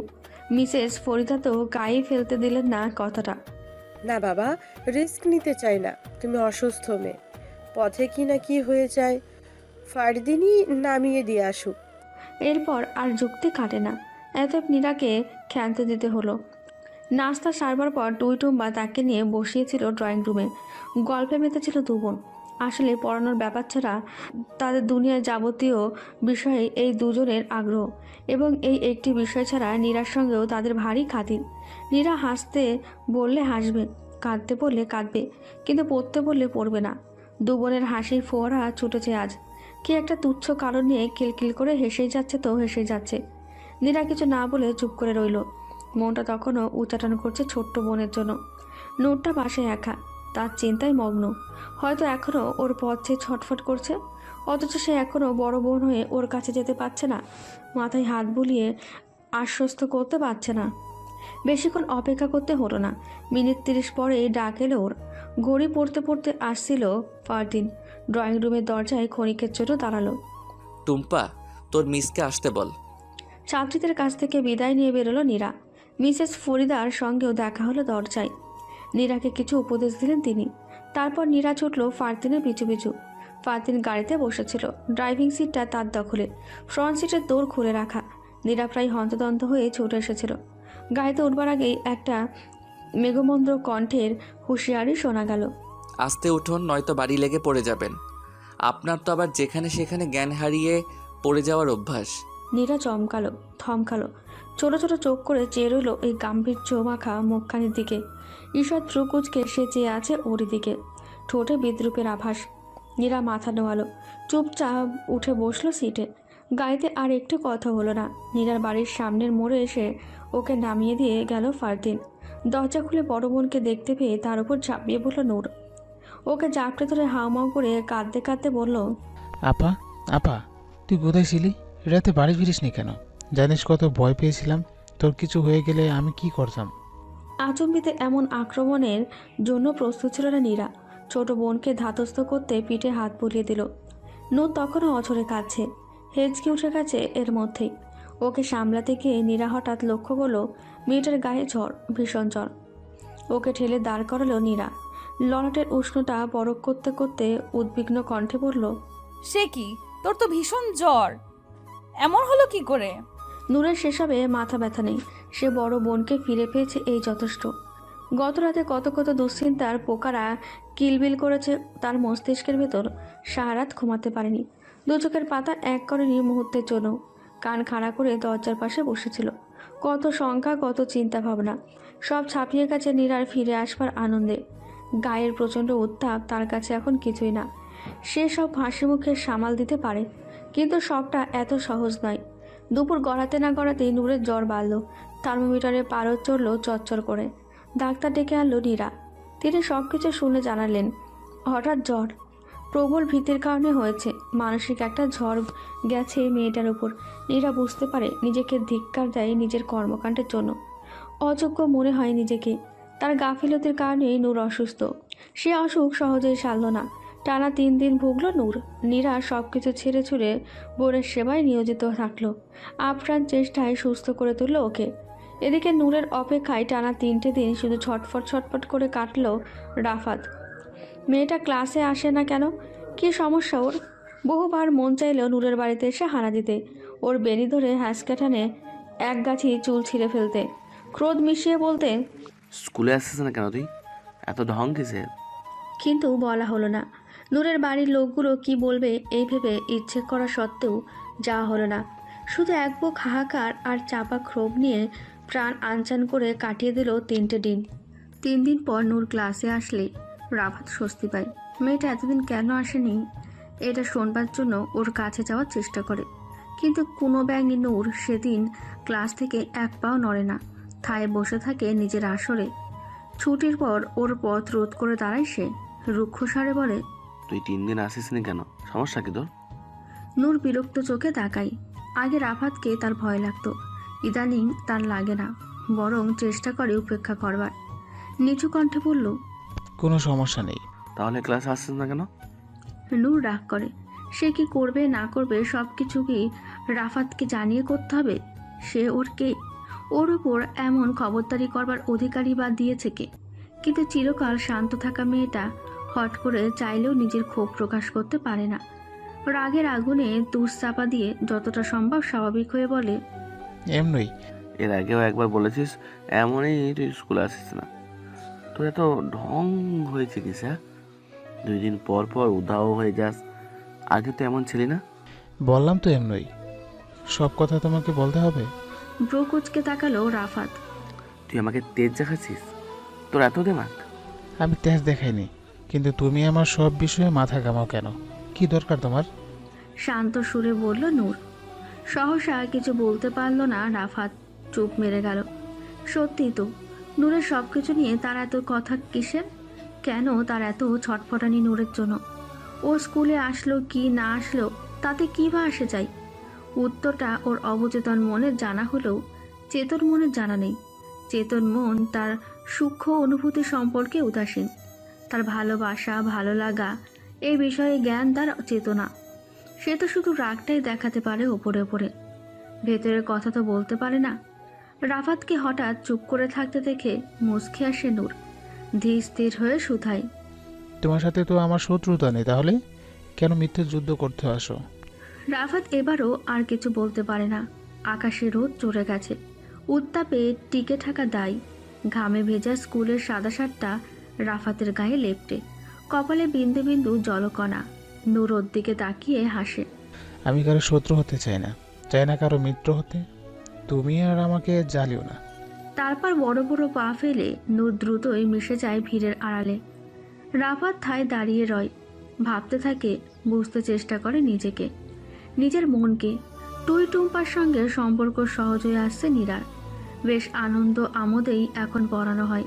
ছাত্রীদ্বয় পড়বার ক্ষেত্রে সবসময় ফাঁকিবাজ, কিন্তু এখন কিছুটা উন্নতি হয়েছে, অন্তত নীরার সাবজেক্টে।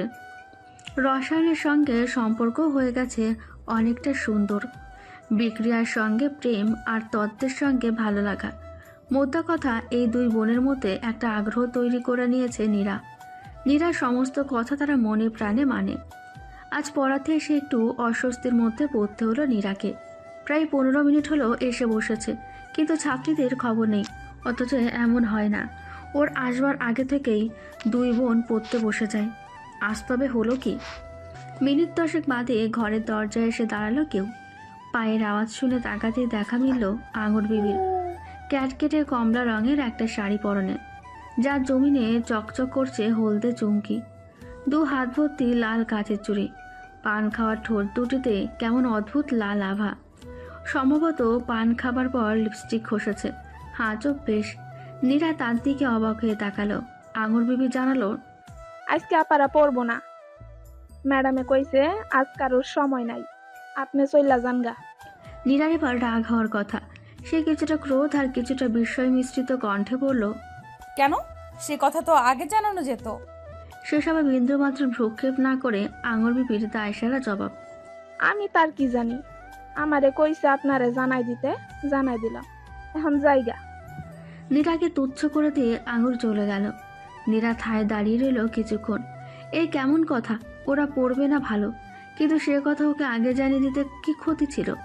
মানুষের জীবনে ঝামেলাবিহীন নয়, হুটহাট সমস্যা হতেই পারে, সেজন্য কোনো কাজে বিঘ্ন হয়, কিন্তু সে কথা একটু জানিয়ে দিলেই তো হয়। তাহলে তাদের জন্য কাউকে হেনস্থা হতে হয় না। নীরা বাড়ি ফেরবার জন্য পা বাড়ালো। সিঁড়ির মুখে হঠাৎ দেখা হয়ে গেল মিসেস ফরিদার সঙ্গে। ওকে দেখে তিনি কিঞ্চিত বিস্ময় নিয়ে বললেন, সে কি নীরামা, তুমি এলে কখন? আর যাইছই বা কোথায়? বাসায়। অপ্রস্তুত হয়ে বলল নীরা।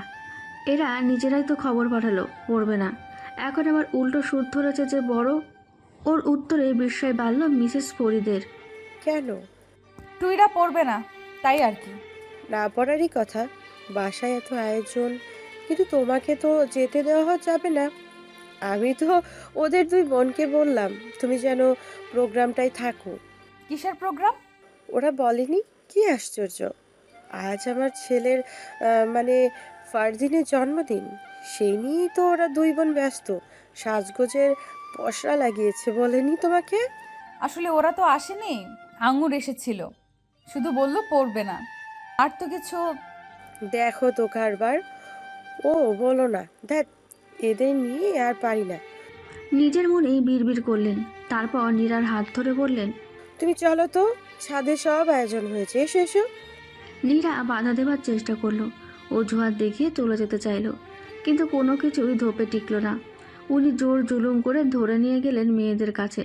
এদেরও একটু ধমকে দিতে হবে। তিনি তো আগেই বলেছেন ওদের মিসকে প্রোগ্রামে থাকতে বলতে, আর ওরা কিনা আঙুরকে উল্টোপাল্টা বলে পাঠিয়েছে।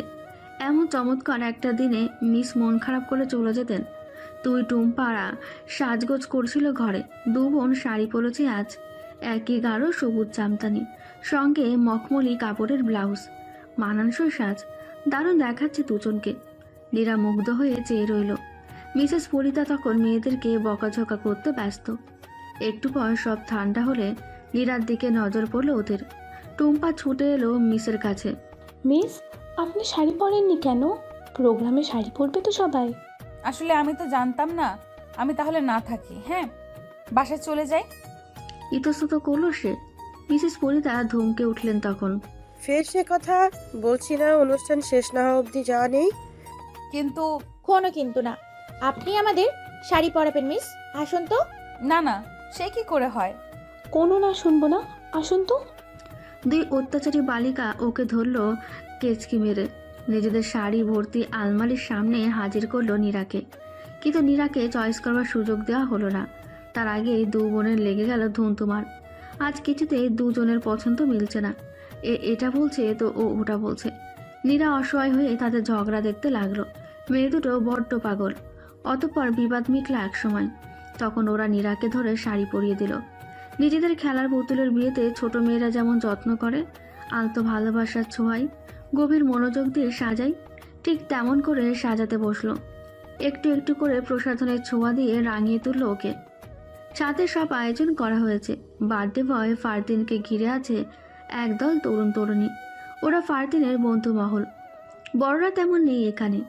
আসলে এই অনুষ্ঠানের অধিকাংশ অতিথিরা অল্প বয়সী ছেলে মেয়ে। ফারদিনে যত সমবয়সী বা সিনিয়র জুনিয়র কাজিনস বন্ধু বান্ধব, এই নিয়েই সব। নীরাকে পুতুল বানিয়ে 2 বোন হাজির হলো ছাদে। তারপর একে একে নিজেদের কাজিনদের ডেকে এনে পরিচয় করাতে লাগলো ওকে। 2 বোনের উচ্ছ্বাস দেখে সংকোচে এতটুকুনি হয়ে যাচ্ছিল নীরা। ইস কি লজ্জা! এক গাদা অপরিচিতের ভিড়ে তাকে নিয়ে কি পাপেট শো শুরু করেছে দুবোন। মুখে কিছু বলার জন্যই দুজন যেন পণ করেছে। এই অনুষ্ঠানে যত মানুষ আছে সবাইকে ধরে এনে দেখাবে নীরাকে, বলবে, দেখো এই সুন্দর পুতুলটা আমাদের মিস। এদের থেকে পরিত্রাণের জন্য মনে মনে প্রহর গুনছিল নীরা। এর মধ্যে তার চোখ পড়ে গেল অদূরে দাঁড়িয়ে রাখা ব্যক্তির ওপর। ফর্মাল পোশাকে আজ দারুণ লাগছে ওই গম্ভীর লোকটাকে। বলিষ্ঠ দেহের ষষ্ঠ পুরুষ, গড়পড়তা বাঙালির চেয়ে উচ্চতাও বেশি, চওড়া কাঁধ, তামাটে মুখমণ্ডল, গালে খোঁচা খোঁচা দাড়ির আড়ালে মানুষটির চেয়েও বেশি গম্ভীর দুটি ঠোঁট। নীরা এক ঝলক চেয়েও চোখ নামিয়ে নিল। অনুভব করলো তার হৃদযন্ত্রের কম্পন দ্রুত থেকে দ্রুততর হচ্ছে। মনে হচ্ছে যে কোনো সময় বক্ষপিঞ্জর ভেদ করে ছিটকে বেরিয়ে পড়বে সেটা। এমন সময় হঠাৎ এদিকে চোখ পড়ল ফারদিনের। বেগুনি রঙের জমিনে হ্যান্ড প্রিন্ট করা চমৎকার পার্টি শাড়িতে সজ্জিত মেয়েটিকে দেখে থমকে গেল তার হৃদয়। এক মুহূর্তের জন্য বিয়েতে শুভদৃষ্টি হবার মতোই চোখাচোখি হয়ে হৃদয়ের লেনাদেনা হয়ে গেল দুজনের। সে ওই একটি মুহূর্তেই। সন্ধ্যা নেমেছে অনেক আগেই। আকাশে এখন কালচে মেঘের আনাগোনা। দূরের বড় বড় গাছগুলোকে কালো কুচকুচে দানব বলে মনে হচ্ছে। কোনো বাতাস নেই, কেমন গুমোট মেঘ। নীরা আকাশের দিকে তাকিয়ে শ্বাস ফেলল। এদিকে সাড়ম্বর আয়োজন। ছাদটা সাজানো হয়েছে চাকচিক্যময় করে। ছাদের রেলিংয়ে মরিচ বাতি জ্বলছে নিভছে, মাঝে মাঝে ফুল দিয়ে সজ্জিত। একদিকে স্টেজের মতো করে বানানো, ওদিকটায় কিছু মানুষ গান বাজনা করছে। পিয়ানো আনা হয়েছে, ব্যান্ড দলের গায়করা এসেছে তাদের বাদ্য সরঞ্জাম নিয়ে। স্টেজে একজন ম্যাজিশিয়ানকেও দেখা যাচ্ছে ম্যাজিক দেখাতে। হাতে চারকোনা বাক্স নিয়ে কিছু একটা করছেন তিনি। বাক্সটা খালি, উপর নিচ করে দেখানো হলো। তুই অথবা টুম্পা যে কোনো একজন বাক্স হাতে নিয়ে সেটা পরখ করেও নিল।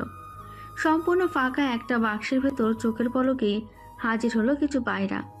নীরা আসক্তিহীন চোখে তাকিয়ে দেখলো ম্যাজিশিয়ান সাহেব গর্বিত ভঙ্গিতে হাসতে হাসতে বাক্স থেকে পায়রা বের করছেন। নীরা দেখতে দেখতে গুনল, 1 2 3, 3টে ধবধবে সাদা পায়রা বেরোলো অতটুকু বাক্স থেকে। জন্মদিনের মতো অতি তুচ্ছ একটা ঘটনাকে কেন্দ্র করে কেউ এত আয়োজন করে জানা ছিল না নীরার। সে একটু অবাকই হলো। তাদের মধ্যবিত্ত মানসিকতায় এইরকম জাঁকজমক আয়োজন শুধু হয় বিয়ের জন্যই। যদিও বিয়েতে ম্যাজিশিয়ান আনা কিংবা ব্যান্ড দলের লোকদের আনা হয় না, কিন্তু এরকম সাজসজ্জা নয়। কিন্তু এরা সামান্য জন্মদিনে কি হুলুস থুলুস কাণ্ড করেছে, সর্বনাশ! ভাবতে ভাবতেই আরেকবার স্টেজের দিকে তাকালো নীরা। ম্যাজিশিয়ান একটা নল হাতে দাঁড়িয়ে আছেন। সম্ভবত ওই নলের ভেতর থেকে একটা ফুলের তোড়া বের করবেন। আহামরি কিছু নয়, তবে উপস্থিত দর্শকরা হাঁ করে দেখতে লাগলো। তাদের উৎসাহের সীমা নেই। সে দর্শকদের মধ্যে নিজের দুটি ছাত্রীকে দেখে নীরার হতাশ লাগলো। এরাই লাফালাফি করছে সবচেয়ে বেশি, অথচ এমন লাফানোর মতো কিছুই হয়নি। আশ্চর্য, বলতে গেলে নীরা কাউকে চেনে না এখানকার। টুই টুম্পা তো নেই আশেপাশে, মিসেস ফরিদাও লাপাত্তা। সম্ভবত মহিলা মহল নিয়ে ব্যস্ত। নীরার এখানে ভালো লাগছে না, হাঁসফাঁস লাগছে ভেতরটায়। অস্বস্তিতে গাঢ় হয়ে সে আছে। এমন অচেনা পরিবেশে সে তো অভ্যস্ত নয়। তার বাড়ি চলে যেতে ইচ্ছে করছে। বারবার নূরের কথা মনে হচ্ছে। মেয়েটা বাসায় একা, ওর ফিরতে দেরি হলে দুশ্চিন্তা করবে।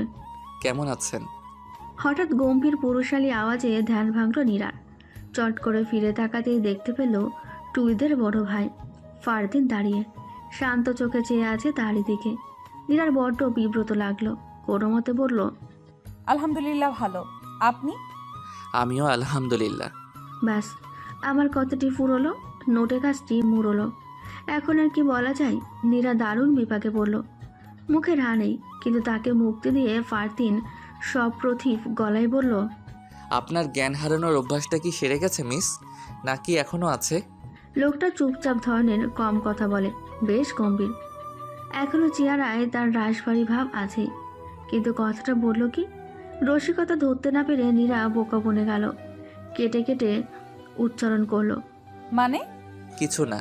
স্মিত হাসল ফারদিন। নীরা আর চোখে এক ঝলক চেয়ে দেখলো সে হাসিটা। হুট করেই তার মনে হলো গম্ভীর লোকেদের হাসি সবসময় দেখতে পাওয়া যায় না বলেই তাদের হাসি সুন্দর, যেটা তারা গাম্ভীর্যের আড়ালে লুকিয়ে রাখে। নীরাকে এক দৃষ্টিতে তাকিয়ে থাকতে দেখে ভ্রু নাচিয়ে কিছু একটা ইশারা করলো ফারদিন। অমনি লজ্জায় মাথা নিচু করে ফেলে সে। ইস, এমন হ্যাবলাকান্তের মতো বুঝি কারোর দিকে তাকাতে আছে। লোকটা ভাবলো কি? নীরাবতী। হুম। মুখ তুলে তাকালো নীরা, চোখে বিস্ময়। এই লোক তার নামটা জানলো কি করে? ফারদিন মুখ নামিয়ে হাসলো আবারও, প্রায় ফিসফিস করে বলল, আপনি অসাধারণ সুন্দর, এটা কি আপনি জানেন? চমকে উঠল, দুদিকে মাথা নাড়ল অপ্রস্তুত ভঙ্গিতে। ওর দিকে ঝুঁকে এলো ফারদিন, প্রফুল্ল চিত্তে কথার ঝড় তুলল নীরার বুকে। তাহলে জেনে নিন, আপনার ওই মায়াভরা মুখ আর অবুঝ চাহনি আমার কাছে সবচেয়ে প্রিয়। দিন কাটছে তার মতো, তাকে আটকানোর জো নেই কারো। নাজমুল হুদার কেস লড়ছেন অ্যাডভোকেট শাহজাহান আলী। সেই সূত্রে প্রায়ই তার চেম্বারে ছুটতে হচ্ছে নীরাকে। তার বাবার কেসটা কোর্টে উঠেছে ইতিমধ্যেই। গতকাল আবার রায় দেবার কথা ছিল, কিন্তু বিশেষ কারণে রায় ঘোষণা না করেই আদালত মুলতবি করা হয়। সময় বাড়িয়ে দেওয়া হয় 7 দিন, তারপরে চূড়ান্ত শুনানি। যেই শুনানিতে ভাগ্যের জোরে নাজমুল হুদা ছাড়া পেতে পারেন, আবার জেল জরিমানাও হতে পারে। পিতার এই কঠিন সংকটে নীরার এখন নাজেহাল দশা। সে প্রাণপণে চেষ্টা করছে বাপকে বাঁচাবার। কথায় আছে, মামলা পুলিশ এগুলো হলো রাজকীয় ব্যাপার স্যাপার। রাজা বাচ্চারা ওসব নিয়ে ঘাটাঘাটি করে, সাধারণের ওতে কাজ নেই। বিশেষ করে মধ্যবিত্তের, যাদের কিনা কোনো মতে খেয়ে ভরে বেঁচে থাকাই কাজ, তাদের কি ওসব পুলিশের টানাটানি মানায়? ওদের ঝক্কি সামলানোর দায়। আজন্ম মধ্যবিত্ত মানসিকতায় বেড়ে ওঠার নীরারও তাই এসবে আগ্রহ ছিল না, বরং কিছুটা ভয়ই ছিল ওর। কিন্তু ভাগ্যের পরিহাস দেখো, ঝুট ঝামেলাহীন শান্তশিষ্ট নীরার জীবনেও ঘটে গেল কি? ভাগ্যচক্রে তারই বাপকে পড়তে হলো মিথ্যে মামলার চক্করে। ভাবতে ভাবতে একটা দীর্ঘশ্বাস ফেলে আলমারি করল নীলা। এটা তার বাবা নাজমুল হুদার ব্যক্তিগত আলমারি, অনেক পুরনো। তাদের মায়ের সমস্ত জিনিসপত্র এখানে সুসংরক্ষিত আছে।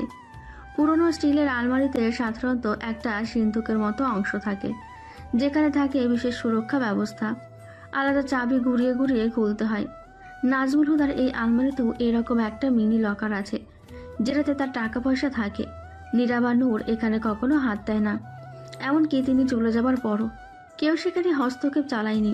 কিন্তু আর হচ্ছে না, আর পারা যাচ্ছে না। নীরা টিউশনির টাকা আর জমানো কিছু দিয়ে একটা দিন ওরা চলেছে। ঘরের বাজার সদাই হয়েছে, উকিলের খরচে চলেছে। কিন্তু একটা মানুষের আর কত সঞ্চয় থাকতে পারে? বিরাট ধনী লোকেরও তো একসময় সঞ্চয় ফুরিয়ে আসে, সেখানে নীরা তো কোন ছাড়। তার উপর 2 দিন আগে নূরের অসুস্থতা বাবদ খরচা হলো কিছু টাকা। নীরা টাকার থলি এখন প্রায় শূন্য, তাই লকার খোলার সিদ্ধান্ত নিয়েছে, যদি কিছু পাওয়া যায়।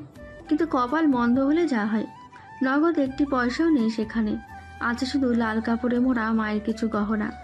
নীরা কি করবে এখন? মাথায় হাত পড়ল ওর। নীরা যখন কপালে হাত রেখে হতাশ হয়ে বসে আছে, তখন ঘরে এসে ঢুকলো নূর। ওকে দেখে কৌতূহলী হয়ে এগিয়ে এলো।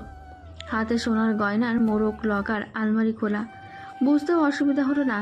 অবাক হয়ে বোনের কাঁধে হাত রাখতেই অসহায় গলা ভেসে এলো একটা, এখন কি করব নূর? আমার হাতে যে আর টাকা নেই।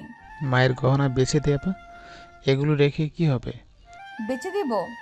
উদাস তোকে তাকায়। নূর মাথা নাড়মায়। নাহলে বন্ধক রাখ, এভাবে তো চলা যায় না, তাই না?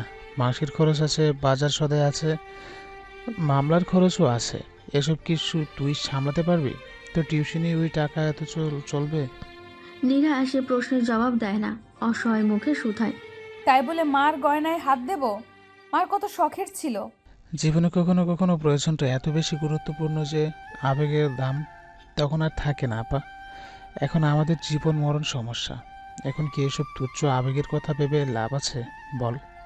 নীরা ছলছল নয়নে ছোট বোনের দিকে তাকায়। তার এই ছোট্ট বোনটা কবে এত বড় হয়ে গেল, কবে এত বুঝতে শিখলো?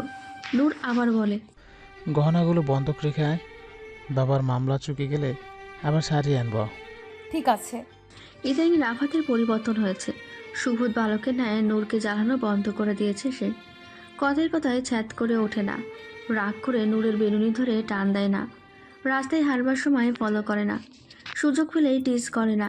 নূর অবাক হয়। রাফাতের এই পরিবর্তন দেখে তার খুশি হওয়ার কথা, কিন্তু কেন যেন হতে পারে না।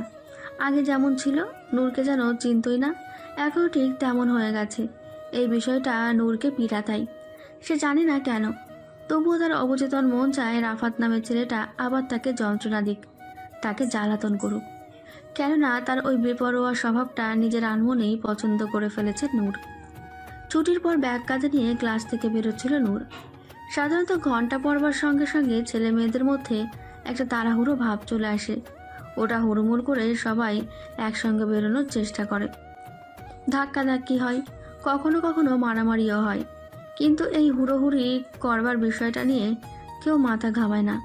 নূর বরাবরই শান্ত চিরস্থির মেয়ে, এসব ভিড় ভাড়টা এড়িয়ে চলতেই পছন্দ করে। আজও ঘন্টা পড়বার পর ক্লাসে চুপ করে দাঁড়িয়েছিল। মিনিট কয়েক পর একে একে যখন সবাই চলে গিয়ে করিডোর ফাঁকা হলো, তখন সে পা বাড়ালো। সিঁড়ির মুখে আসতেই হঠাৎ কে যেন ডেকে উঠল। এই নূর, দাঁড়া তো।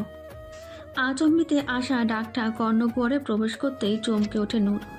উদ্যত পা থামিয়ে ধীরে ধীরে মাথা হেলায়। 5 তলার উঠবার সিঁড়ির মধ্য সোপানে দাঁড়িয়ে আছে রাফাত, মুখে ক্লান্ত ভাব, নির্বিশেষ চেয়ে আছে ওরই দিকে। নূরের বিরক্ত হওয়ার কথা, কিন্তু সে বিরক্ত হলো না। এবং বহুদিন পর পরিচিত সেই সুর তার কানে আলোড়ন তুলল। মনে হলো কত দিন, কত বৎসর যেন কেউ এইভাবে ডাকেনি। এই নূর, দাঁড়া তো। আহা, এমন কান ফাটানো চিৎকার করে দেওয়া ডাকটাও বুঝি কখনো কখনো ভাল লাগে। 5 তলে উঠবার সিঁড়ির মধ্যে সোফানে ব্যাগ কাঁধে দাঁড়িয়েছিল রাফাত। নূরকে দাঁড়াতে বলে প্রায় লাফিয়ে লাফিয়ে সিঁড়ি ভাঙল সে। গুনে গুনে 4টে লাফ দিয়ে সোজা এসে দাঁড়ালো ওর কাছে। এত কাছে যে চাইলে নূরের হৃদযন্ত্রের স্পন্দন শুনতে সমর্থন হয়, এত কাছে যে চাইলেই নূরের হৃদযন্ত্রের স্পন্দন শুনতে সমর্থ হয়। নূর বোধহয় কিছু একটা ভাবছিল, তাই আচমকা রাফাতকে নিজের খুব কাছে আবিষ্কার করে ভরকে গেল। ইতস্তত করে বলল, তুমি তুমি ডাকছিলে কেন? রাফাত প্রকুচকে তাকায়। তোর তোতলামি ভালো হয়নি? নূর সে কথার জবাব না দিয়ে পিছিয়ে যায় 2 পা। তার ভয়ানক অস্বস্তি লাগছে। এত কাছে কেউ দাঁড়ায়, বিড়বিড় করলো। কেন ডাকছো? কাঙ্ক্ষিত জবাব না পেয়ে একটা শ্বাস ছাড়ল রাফাত, কোমরে 2 হাত রেখে। অন্যদিকে তাকিয়েই কিছুক্ষণ সময় নিল নিজেকে ধাতস্থ করতে। আজ সে প্রতিজ্ঞা করে এসেছে, কোনো রকম উত্তপ্ত বা জ্বালাতন করবে না সে নূরকে। ভদ্রভাবে নিজের কথা বলবে, মনের কথা জানাবে। মিনিট 2 নিস্তব্ধতার পর রাফাত মুখ খুলল, শান্ত গলায় বলল, শোন নূর, তোকে আমার ভালো লাগে, অসম্ভব ভালো লাগে তোকে যন্ত্রণা দিতে। তুই কাঁদলে ভালো লাগে, তুই হাসলে ভালো লাগে, ভয় পেলে ভালো লাগে, তোতলামি করলে ভালো লাগে, আর আর আর তোর এই বেনি দুটোকে ভালো লাগে। এগিয়ে এসে নূরের লম্বা বেনি দুটো ধরে রাফাত। নূর তখনও অপলক চোখে চেয়ে। এসব বলছে কি রাফাত? অস্পষ্ট স্বরে আওড়ায়। তুমি কি বলছো রাফাত? আমি জানি না আমি কি বলছি, আমি কিছু বুঝতে পারছি না। আমি তোকে এত ভালো লাগে কেন বলতে পারছিস? আমি অনেক চেষ্টা করেছি জানিস, তোর থেকে দূরে থাকবার, কিন্তু পারিনি। তোর ভেতরে কি একটা অদৃশ্য আকর্ষণ আছে, আমি চাইলেও দূরে থাকতে পারছি না। এলেমেলে শোনায় ওর কথাগুলো। নূর কিছু না বলে ফ্যাল করে তাকিয়ে থাকে। রাফাত আরো বেশি মরিয়া হয়ে উঠল। আমি বোধহয় তোর প্রেমে পড়ে গেছি। না না, বোধ হয় না, আমি সত্যি সত্যি তোর প্রেমে পড়ে গেছি, তোকে ভালোবেসে ফেলেছি। কিন্তু তুই তুই আমাকে ভালোবাসিস?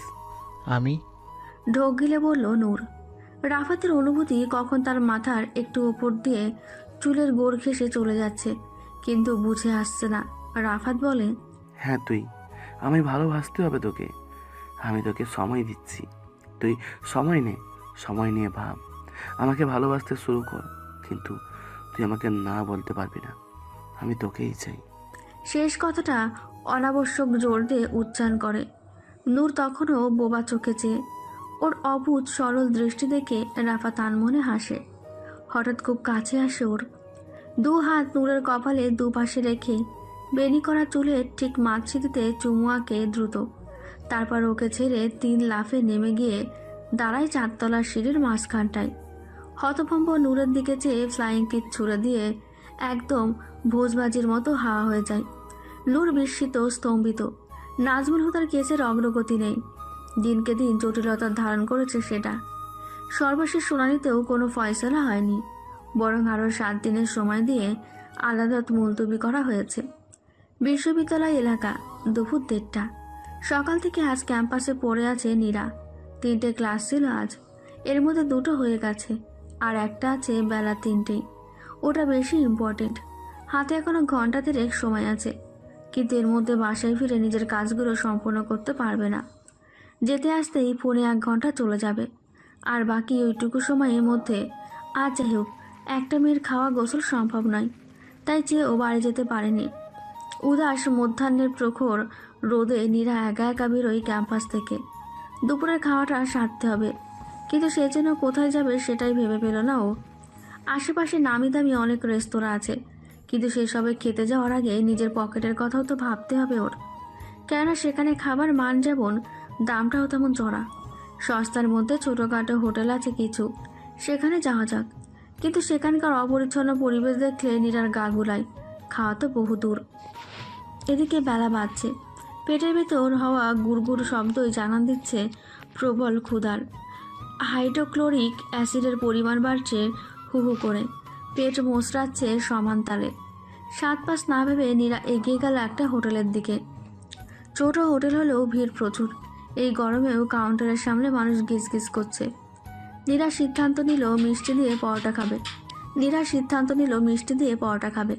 ঘরমাক্ত চোখগুলোকে ঠেলে ঠুলে অর্ডার দিতে এলো বটে, কিন্তু বিধিবাম। পরোটা ফুরিয়েছে বহু আগেই। ডালপুরি চাইলো, কিন্তু ম্যানেজার জানালো ডালপুরি নেই, শুধু পুরি আছে। মনটা খারাপ হলো নীরার। ম্যানেজার সে উদাসীন চোখে তাকিয়ে আছে, কথার উত্তর দিচ্ছেন গা ছাড়া ভাব নিয়ে। বিক্রেতা সুলভ আচরণ নয় একটুও। নীরা কেমন বিষণ্ণ বোধ করলো। ভালো খাবার নেই, ব্যবহারও ঠিক নেই, এরকম জায়গায় থাকবার মানে হয়? নীরা বেরিয়ে এলো হোটেল থেকে। পেটের খিদেকে পাত্তা দিল না এক রত্তি। পাশের চায়ের দোকানে গিয়ে 1 কাপ চায়ের অর্ডার দিল। ভর দুপুরটা আর চা দিয়েই পার করবে। দোকানটা একদম রাস্তার উপরে। বাইরের বেঞ্চিতে বসলে রাস্তার গাড়িগুলো গোড়া যায় স্বচ্ছন্দেই। নীরা চায়ের কাপ হাতে নিয়ে বিষণ্ণ মুখে চেয়ে আছে রাস্তায়, চুমুক দিচ্ছে আলগোছে। ক্ষণিকক্ষণ পরেই একটা কালো রঙের গাড়ি এসে থামলো দোকানের অদূরেই। ড্রাইভিং সিটের কাজ নামলো। ভেতর থেকে দেখা গেল ফারদিন সাহেবের গাম্ভীর্য মাখা মুখখানি। গাড়ি জানলা দিয়ে হাত বের করে নীরাকে ইশারায় কাছে ডাকলো ফারদিন। নীরাবতী। নীরা সবটা দেখলো, কিন্তু বিন্দুমাত্র প্রতিক্রিয়া দেখালো না। দৃষ্টি সরিয়ে চায়ে মনোযোগ দিল। যদিও তার মনের অবস্থা ততক্ষণে টালমাটাল। আসলে এমনই হয়, গত কয়েকদিন ধরেই এমন হয় ওর। যখনই ফারদিন নামক মানুষটা তার সামনে আসে তখনই নীরা শ্বাস ছাড়ল। মিনিট 2 পরে গাড়ি থেকে নেমে এলো ফারদিন। সোজা নীরার সামনে এসে দাঁড়ালো। কেমন আছেন মিস? ওর হাস্যজ্জ্বল কণ্ঠই জানান দিল নীরা তার উপস্থিতি টের পেয়েও কিছু বলেনি। নির্বিকার উপেক্ষা করে গেছে, এ নিয়ে চিন্তিত নয় ফারদিন। মাথা নাড়ালো নীর। ভালো, আপনি? এই তো। স্মিত হাসে, তারপর নীরার পাশে বেঞ্চিতে বসবার অনুমতি চাই। আপনার পাশে বসতে পারি? অনুমতি দিবেন? নিশ্চয়ই, কেন নয়। জোরপূর্বক হেসে জবাব দেয় নীরা। তার ভালো লাগছে না, বুকের ভিতর তোলপাড় শুরু হয়েছে ইতিমধ্যেই। ফারদিন নামক এই ব্যক্তিত্বপূর্ণ যুবকের সামনে পড়লে তার এমনিতেই হাঁসফাঁস লাগে, অস্থির হয় চিত্ত। তার উপর আজ মন ভালো নেই, সেখানে ফারদিনের উপস্থিতি কি ঝড় তুলবে বলুন তো?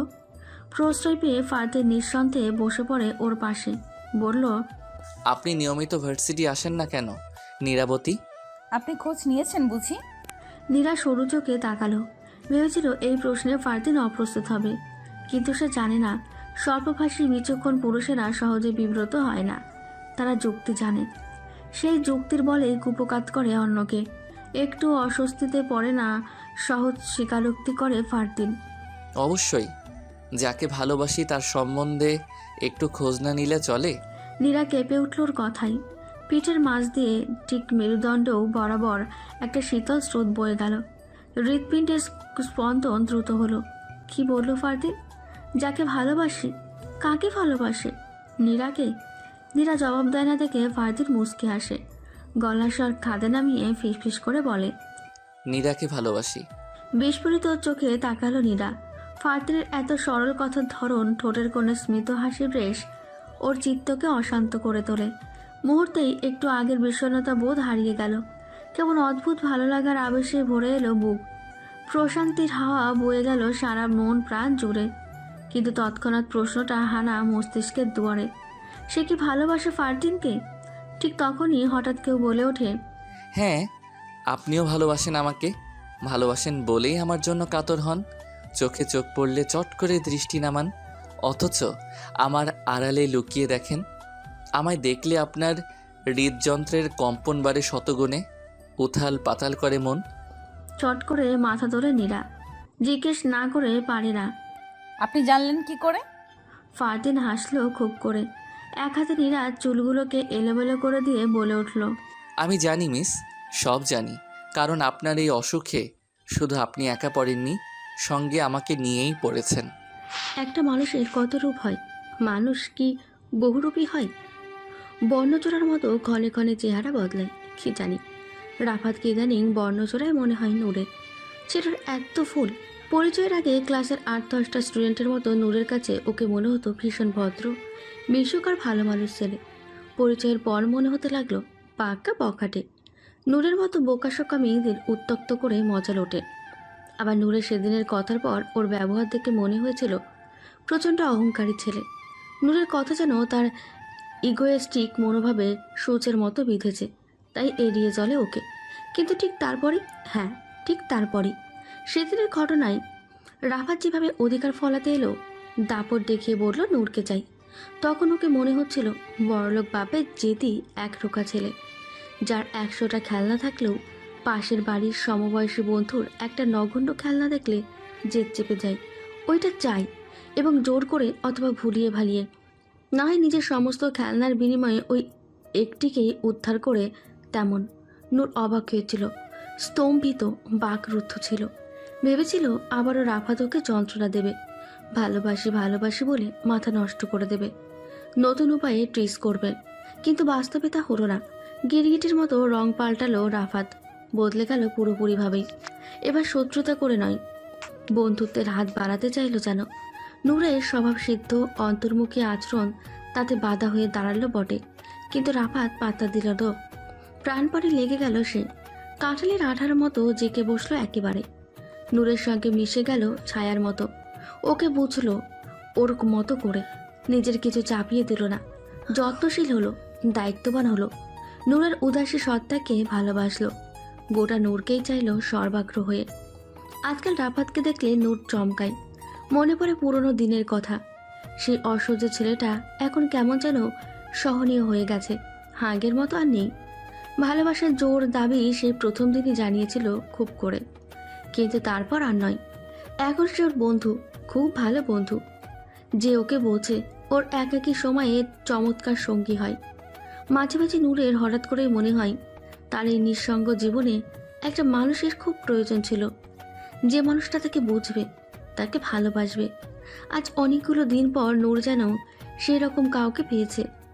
রাফাত থেকে সেই অনুভূতিটা দিয়েছে। সে যে একা নয়, তারও বন্ধু আছে। এত সবের মাঝেও নূর বোঝে যে এটার উদ্দেশ্য কি। তার আড়ালে আবডালে করা ভালোবাসার পাগলামিগুলো নূরকে অবাক করে। গোপনে একটা আনন্দের শিহরণ জাগায় শরীর জুড়ে, কিন্তু সেই অনুভূতি আসলে ভালোবাসার না, অন্য কিছুর। নূর জানে না, হয়তো জানবে একসময়। তখন রঙিন প্রজাপতি ডানা মেলে দেবে ওর মনের আকাশে। অবশেষে সেই কাঙ্ক্ষিত দিনটি এলো। প্রায় 2 মাস থেকে ঝুলে থাকতে থাকতে আজ মামলার চূড়ান্ত ফয়সালার দিন। এই 2 মাসে অনেক কিছুর পরিবর্তন হয়েছে। বদলেছে সময়, বদলেছে মানুষগুলো। এই যে নীরার কথাই ভাবুন, চিরকাল বাপের স্নেহতলে বেড়ে ওঠা মেয়ে, মধ্যবিত্ত পরিবারে ছাপোষা মানুষ। কোনোদিন কি সে কোর্ট কাচারিতে ছোটাছুটি করেছিল, নাকি কোনোদিন করেছিল কাঁচা বাজারে গিয়ে মরিচের দর কষাকষি? 2 মাসে অদ্ভুত পরিবর্তন এসেছে ওর। আগের চেয়ে বুদ্ধি বিবেচনায় অভিজ্ঞ হয়েছে, সাংসারিক জ্ঞান হয়েছে। অবট মানুষটিও এখন দক্ষ হাতে সব সামলাতে শিখেছে। অনুভূতিহীন জীবন পাল্টেছে ওর। শান্ত চিরস্থির নদীর মতন স্রোতহীনা জীবনে দৌড়া লেগেছে প্রেমের। স্নিগ্ধ এক অনুভূতির জোয়ার ওর জীবনে। নূরও বদলেছে। আজন্ম অন্তর্মুখী সাদাসিধা উদাস কিশোরী এখন আর উদাস থাকে না। অস্থির মতির রাফাতের সংস্পর্শে এসে ব্যাকুল হয়েছে চিত্ত। চঞ্চল চপল বালিকার মতো সে এখন রঙিন চেয়ে দুনিয়া দেখে। আদালতে সমস্ত সাক্ষ্য প্রমাণের ভিত্তিতে এই আদালত মোহাম্মদ নাজমুল হুদাকে বেকসুর খালাস বলিয়া বিবেচনা করিতেছে। আর উপর আরোপিত সকল দায় থেকে অব্যাহত দেওয়া হইতেছে। মামলা থেকে মুক্তি মেলে নাজমুল হুদার। ছাড়া পেয়ে 2 মেয়ের হাত ধরে আদালতের বাইরে বেরোন তিনি। বহুদিন পর মুক্ত বাতাসের ভেতর থেকে তার প্রাণ জোড়ায়। বুক ভরে শ্বাস টানেন। 2 কন্যার মাথায় হাত বুলিয়ে আদর করে দেন। সেদিন বিকেলে নাজমুল হুদার ছোট্ট বাড়িতে আগমন ঘটে ফরিদুর রেজা সাহেবের পুরো পরিবারের। দরজা খুলে এতগুলো মানুষকে দেখে হতভম্ব হয়ে যায় নূর। চেঁচিয়ে বাবাকে ডাকে। ওর চিৎকার শুনে অন্দরমহল থেকে বেরিয়ে আসে নাজমুল হুদা আর নীরা। একঝাঁক মানুষ থেকে ওরাও বোকা বনে যায়। সৎপিত ফিরতেই শুরু হয় ছোটাছুটি। মেহমান আপ্যায়নে তদারকি করেন নাজমুল হুদা। 1 ঘন্টার দৌড়ঝাঁপের পর পরিস্থিতি আয়ত্তে এলে প্রস্তাবটা তোলেন ফরিদুর রেজা সাহেব। ভাই সাহেব, আপনার বড় মেয়েটিকে যে এবার আমায় দিয়ে দিতে হবে। আমার পুত্রটি তো আর আশায় বসে রয়েছে। বিস্মিত নয়নে একবার ফরিদুর রেজা আরেকবার মেয়ের মুখের দিকে তাকান নাজমুল হুদা। নীরা আনত ভঙ্গিতে ঘরের এক কোণে দাঁড়িয়ে আছে। মিসেস ফরিদা হাত বাড়িয়ে তাকে কাছে ডাকলে গুটি গুটি পায়ে এগিয়ে আসলো সে। ফরিদুর রেজা হাসলেন এবার। ভয় নেই ভাই সাহেব, আপনার কন্যা যেমন এ বাড়ির মেয়ে ছিল, আমার বাড়িতেও মেয়ে হয়ে রইবে। আমার 2টি কন্যা আলোকনন্দা আর বাগানবিলাসের মতো যত্ন করে রাখবো তাকে।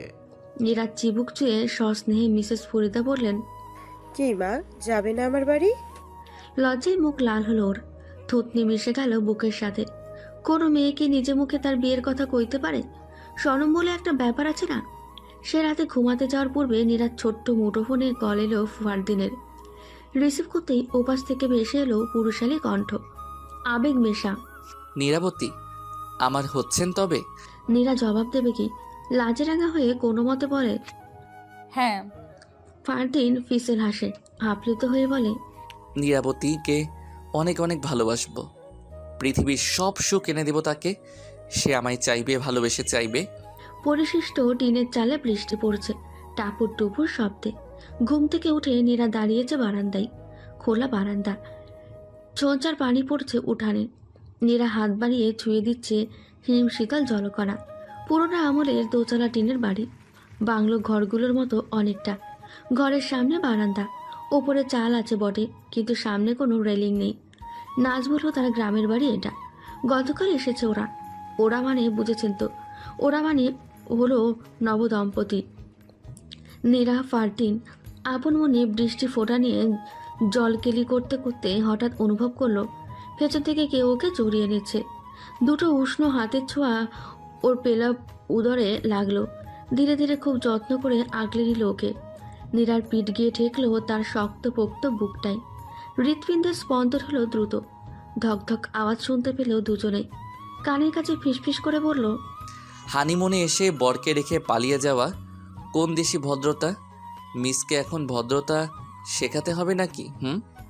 হাতের বন্ধন দৃঢ় হলো, স্পর্শগুলো হলো গভীর।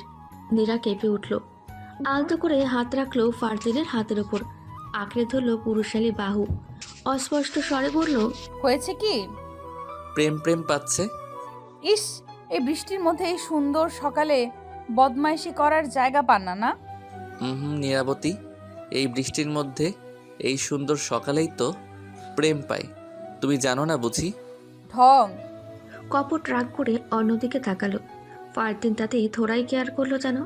নীরাকে আরও একধা অস্থিরতায় ডুবিয়ে আবৃত্তি করলো, বৃষ্টি পড়ে টাপুর টুপুর, আমার প্রেম পায় সকাল দুপুর। নীরার রাগ করবার কথা, কিন্তু ফারদিনের কবিতার ঢং থেকে হাসি আটকানো গেল না। হেসে ফেললো খিলখিল করে। হাসতে হাসতেই বলল, এটা কবিতা ছিল বুঝি? আপনি পারেনও বটে। নীরাবতীর বর বলে কথা, না পারলে চলে। আমি কিন্তু আরও অনেক কিছুই পারি, দেখবে। ইঙ্গিতটা বুঝতে অসুবিধা হলো না ওর। লজ্জা রাঙা মুখে বলল, যাহ, আপনি ভারী অসভ্য। ঠোঁট উল্টা বলল ফারদিন। কিছু না করতেই অসভ্যের তকমা লাগিয়ে দিলে, এটা কি ঠিক? নীরা হাসলো। ঠিক তখনই ওকে পেছন থেকে পাজাকোলা করে তুলে ঘরের দিকে এগোতে এগোতে ফারদিন বলল, এখন তো তবে বেশি বেশি করে অসভ্যতামি করতে হয়। এসো, তোমার ক্লাস নিচ্ছি। লাজে গাল গরম হয় ওর, কান দিয়ে ধোয়া ছোটে, কিন্তু মুখে রা অব্দি থাকে না। বরং লাজুকলতা মুখখানি লুকানোর জন্য তার বলিষ্ঠ বুকেই আশ্রয় খুঁজে নীরা। ফারদিন হেসে ওঠে উচ্চস্বরে। ভেতরে গিয়ে দৌড় দেয় ঘরে। বাইরে বৃষ্টির তোপ বাড়ছে। টাপুর টুপুর বৃষ্টির কমনীয়তা কমে ঝড় উঠে খুব। সেই ছোট আবহাওয়া যেন ভাসিয়ে নিয়ে যায় কাউকে। প্রকৃতির মতো ওই বন্ধ কামরার ভেতরেও ঝড় উঠেছে। ভালোবাসা নামক সেই ঝড়ে ভেসে যাচ্ছে নীরাবতী এবং ফারদিন।